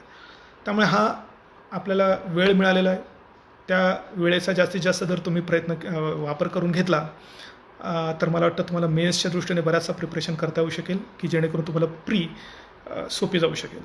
त्यामुळे मी आधी म्हटल्याप्रमाणे तुमच्याकडे आता वेळ मिळाला नाही, योग्य वेळ पुरेसा वेळ मिळाला नाही अशा प्रकारचं कोणतंही एक्सक्यूज तुम्हाला आता ह्या वर्षी तरी देता येणार नाही. एक्सक्यूज शोधावं लागेल दुसरं जर समजा काही पेपर चांगला गेलेला नसेल तर. त्यामुळे हा इश्यू तर आता तुमचा मला वाटतं सांगण्यासारखं म्हणजे तुम्हाला तो सांगता येणार नाही. पण कोणी आता या वेळेचा किती वापर केलेला आहे, कसा सदुपयोग केलेला आहे याच्यानुसार हा विद्यार्थ्यांमध्ये डिफरन्स आता ठरेल. यशाचं आणि अपयशाचं गणित हे सगळ्यांना सारखाच सिलेबस आहे, सगळ्यांना सारखाच वेळ दिलेला आहे, सगळेजण सारखीच पुस्तकं वाचतात, तरीसुद्धा यश आणि अपयश येण्याच्या मागचं महत्त्वाचा डिफरन्स असतो की प्रत्येकजण आपल्या वेळेचा उपयोग कसा करतो, लवकर त्याला किती ह्या परीक्षेबद्दलचं ज्ञान लवकर किती ग्रास्प होतं आहे चांगलं, ज्याला पटकन ग्रास्प होतं आहे तो पटकन याच्यातनं थ्रू आउट होऊ शकतो. तर ह्या सगळ्या गोष्टी आहे याच्यामध्ये. मला वाटतं तुमच्यापैकी बऱ्याच जणांनी आतापर्यंत अभ्यास केलेला पण असेल, काही जण अभ्यास करण्याच्या तयारीत असतील. त्यामुळे लवकरात लवकर हे करण्याचा तुम्ही प्रयत्न करा. अजून काही प्रश्न नाही वाटतो. GS आणि CSATचा बॅलन्स कसा करावा. आता MPSCने दोन्ही विषयांचं टोटल मेरिट गृहीत धरलं आहे, त्याच्यामुळे तुम्हाला दोघांवरही योग्य भर द्यावं लागणार आहे. CSATकडे फार कमी लक्ष मुलांचं जातं किंवा कमी लक्ष दिलं जातं. म्हणजे मी तर म्हणेल की GSमधले 2 टॉपिक्स वाचण्यासाठी तुम्ही जेवढा वेळ देता तेवढाच वेळ कदाचित तेवढाच वेळ फक्त तुम्ही CSATसाठी देत असावा. पण त्यालाही 200 मार्क आणि यालाही 200 मार्क. त्यामुळे CSATवर तुम्हाला तेवढाच भर दिला पाहिजे. आधी जर तुम्ही CSATचा अभ्यास केलेला असेल पूर्वी एप्रिलमध्ये होणाऱ्या परीक्षेच्या दृष्टिकोनातून, तर मला वाटतं आत्ता तुम्हाला थोडा 2-2 तास CSATचे गणितं सॉल्व करून एक टेम्पो मेंटेन करता येऊ शकेल. आणि नंतर जेव्हा पूर्वपरीक्षेची डेट पुन्हा डिक्लेअर होईल त्याच्या आधी 2 महिने पुन्हा तुम्हाला तो करता येऊ शकेल जर आधी अभ्यास केलेला असेल तर. आणि आधी अभ्यास केलेला नसेल, CSAT जर तुम्हाला वीक आहे असं वाटत असेल तर आत्ता मात्र तुम्हाला अर्धा वेळ CSAT अर्धा वेळ म्हणजे उपलब्ध वेळेपैकी GS असं करून तुम्हाला लवकरात लवकर त्याच्यावर मला वाटतं कमांड मिळवलं पाहिजे. पण CSATचा अभ्यास करताना निम्मे प्रश्न तर असतात पॅसेजेसचे. आणि हा पॅसेजेस नावाचा प्रकार हा काय म्हणते तर काहींना सोपा, काहींना अवघड, काहींना कटकटीचा असं वाटू शकतो. प्रश्न सॉल्व केल्यानंतर उत्तर चेक केलं गेल्यानंतर आपण जे विचार केला तर त्याच्यापेक्षा वेगळंच उत्तर आहे असं वाटतं. पण त्याला दुसरा कुठलाही प्रकार नाही आहे. तुमचं आकलन नक्की कसं आहे हेच त्या ठिकाणी बरोबर चेक करण्याचा प्रयत्न केला जातो आहे. त्यामुळे आपण इतरही विषय कसे वाचतो, वर्तमानपत्र कसं वाचतो, आपण त्याचं आकलन करत असताना नक्की कशा पद्धतीने आकलन करून घेतो, ही जी काही तुमची इव्हॉल्व झालेली जी काही पद्धत असते ती पद्धत तुम्हाला या CSATसाठी करावी लागणार. आणि प्रॅक्टिस हा एकच भाग आहे त्याला. म्हणजे 2 गोष्टी आपल्याला करता येतील त्याबद्दल. एक म्हणजे प्रॅक्टिस आणि दुसरी गोष्ट म्हणजे त्या दिवशी 2 तासामध्ये त्या पॅसेजेसचं कसं करायचं, कसं मॅनेज करायचा तो पेपर, हे स्किल. तर प्रॅक्टिस करताना तुम्ही भरपूर पॅसेजेस प्रॅक्टिस केली पाहिजे. पण बरेच जणं एक चुकीच्या पद्धतीने प्रॅक्टिस करताना दिसतात. म्हणजे कसं बऱ्याच जणं दिवसाला 1, 2, 3 असे पॅसेजेस सॉल्व करतात. काही दिवसानंतर 2-3 पॅसेजेस यायला लागतात, जमायला लागतं बऱ्याचशा आणि त्यांना आपल्याला पॅसेज येत आहेत असं वाटतं. पण ही अशी प्रॅक्टिस खरी प्रॅक्टिस नाही. जर परीक्षेमध्ये तुम्हाला 1 तासात साधारणतः 10 पॅसेजेस सॉल्व करायचे असतील तर प्रॅक्टिससुद्धा तशी झाली पाहिजे. म्हणजे प्रॅक्टिस करतानाही तुम्ही 1 तासात 10 पॅसेज सॉल्व करण्याची प्रॅक्टिस केली पाहिजे. बघा असं करताना तुम्हाला काय प्रॉब्लेम येईल. घरी जर तुम्ही 10 पॅसेज सॉल्व करायला घेतले, 1 झाला, 2रा झाला, 3रा झाला, 4था, 5वा येईपर्यंत कंटाळा यायला लागतो. जाऊ द्या पुढे बघू म्हणून ते पुढे तुम्ही 6व्या 7व्या पॅसेजेसपर्यंत बऱ्याच वेळा न जाण्याची शक्यता असते. पण हे असं मात्र ॲक्च्युअल पेपरमध्ये करून हे होणार नाही आहे. ॲक्च्युअल पेपरमध्ये तुम्हाला तसं शक्य नाही आहे किंवा काय म्हणतील तर असं चालणार नाही आहे. त्यामुळे तुम्ही घरी प्रॅक्टिस करताना 5 पॅसेजेस झाल्यानंतर जर तुम्ही 6व्याला, 6 झाल्यानंतर 7व्याला, 7वा झाल्यानंतर 8वा जर करण्याचा त्यासाठी आवश्यक प्रयत्न करत असाल तरच तुमची ती प्रॅक्टिस होते असं तुम्हाला लक्षात येईल. त्याच्यामुळे मग भले तुम्ही दररोज पॅसेजेस सॉल्व केले नाही तरी चालतील, मग साधारणतः आठवड्याभरानंतर एका तासात 10 पॅसेजेस सॉल्व करणे अशी जर प्रॅक्टिस केली तरच तुमची एक्झाम ओरिएंटेड पॅसेजेसची प्रॅक्टिस होते असं दिसेल. आणि ॲक्च्युली पेपरमध्ये सीसॅटचा पेपर सॉल्व करताना पॅसेजेसचं सिलेक्शन ही याचं जे स्किल आहे ते स्किल सगळ्यात महत्त्वाचं स्किल तुमचं येईल.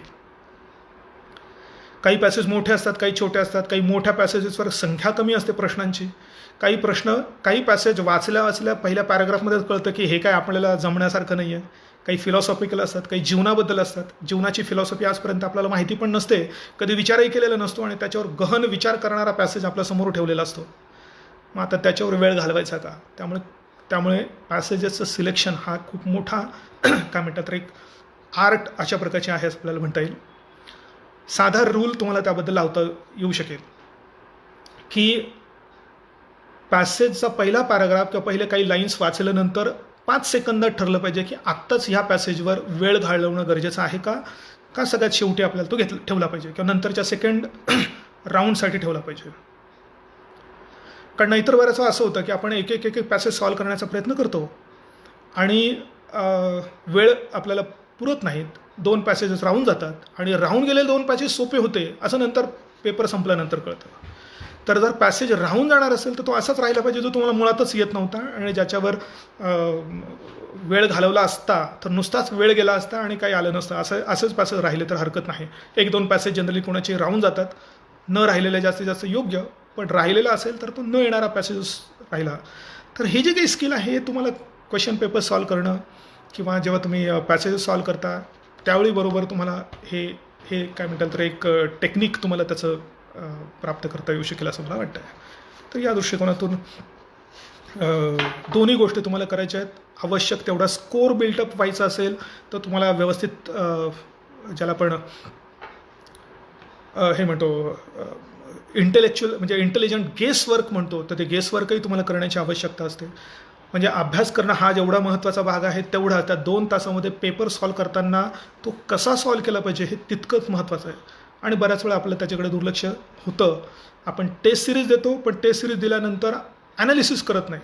आपण फक्त स्कोअर मोजतो की मला इतके 70 मार्क पडले, 50 काय मार्क पडले ते करतो, पण कोणते प्रश्न चुकले, कुठल्या टॉपिकवरचे प्रश्न चुकले, कशावर आपल्याला जास्त भर दिला पाहिजे, तर त्याच्याकडे आपलं दुर्लक्ष होतं आणि आपण फक्त एक टेस्ट झाली की दुसरी झाली की तिसरी देत राहतो. त्याचा विशेष इफेक्टिव्ह असं होत नाही. असं ॲनालिसिस करणार असेल तर 5-7 टेस्टसुद्धा तुमच्या पुरेशा ठरवू शकतात आणि आवश्यक स्किल तुमचे मला वाटतं त्याच्यातनं जनरेट होऊ शकतात. तर अशा भरपूर या गोष्टी आहेत.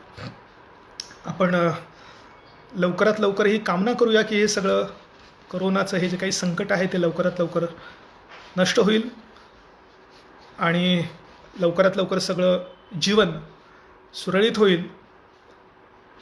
आपल्याला एकमेकांना कॉन्टॅक्ट करता येऊ शकेल. तुम्हाला सगळ्यांना बऱ्याच जणांचं म्हणणं आहे की आमचं घरी अभ्यास होत नाही आणि आम्हाला आता पुण्यात यायचं आहे, तर ते सुद्धा शक्य होईल याची आपण एक ईश्वरचरणी प्रार्थना करूया. आवश्यक तेव्हा अशा पद्धतीने मला वाटतं इतक्या वेळेमध्ये बऱ्याच वेळा हे करायचं अशा पद्धतीचं लेक्चर, पण ते काही विविध तांत्रिक कारणामुळे काही जमलं नाही, तर अशा पद्धतीने करण्याचा आपण रेग्युलरली प्रयत्न करूया. तुमचे भरपूर प्रश्न आहेत पण मला वाटतं ते काही सगळे नाही हे झालेत. अजून असतील तर तुम्ही कुठल्याही माध्यमातून ते प्रश्न कळवा, मी तुम्हाला त्याची उत्तरं निश्चित देईन. So thank you, thanks a lot and best of luck.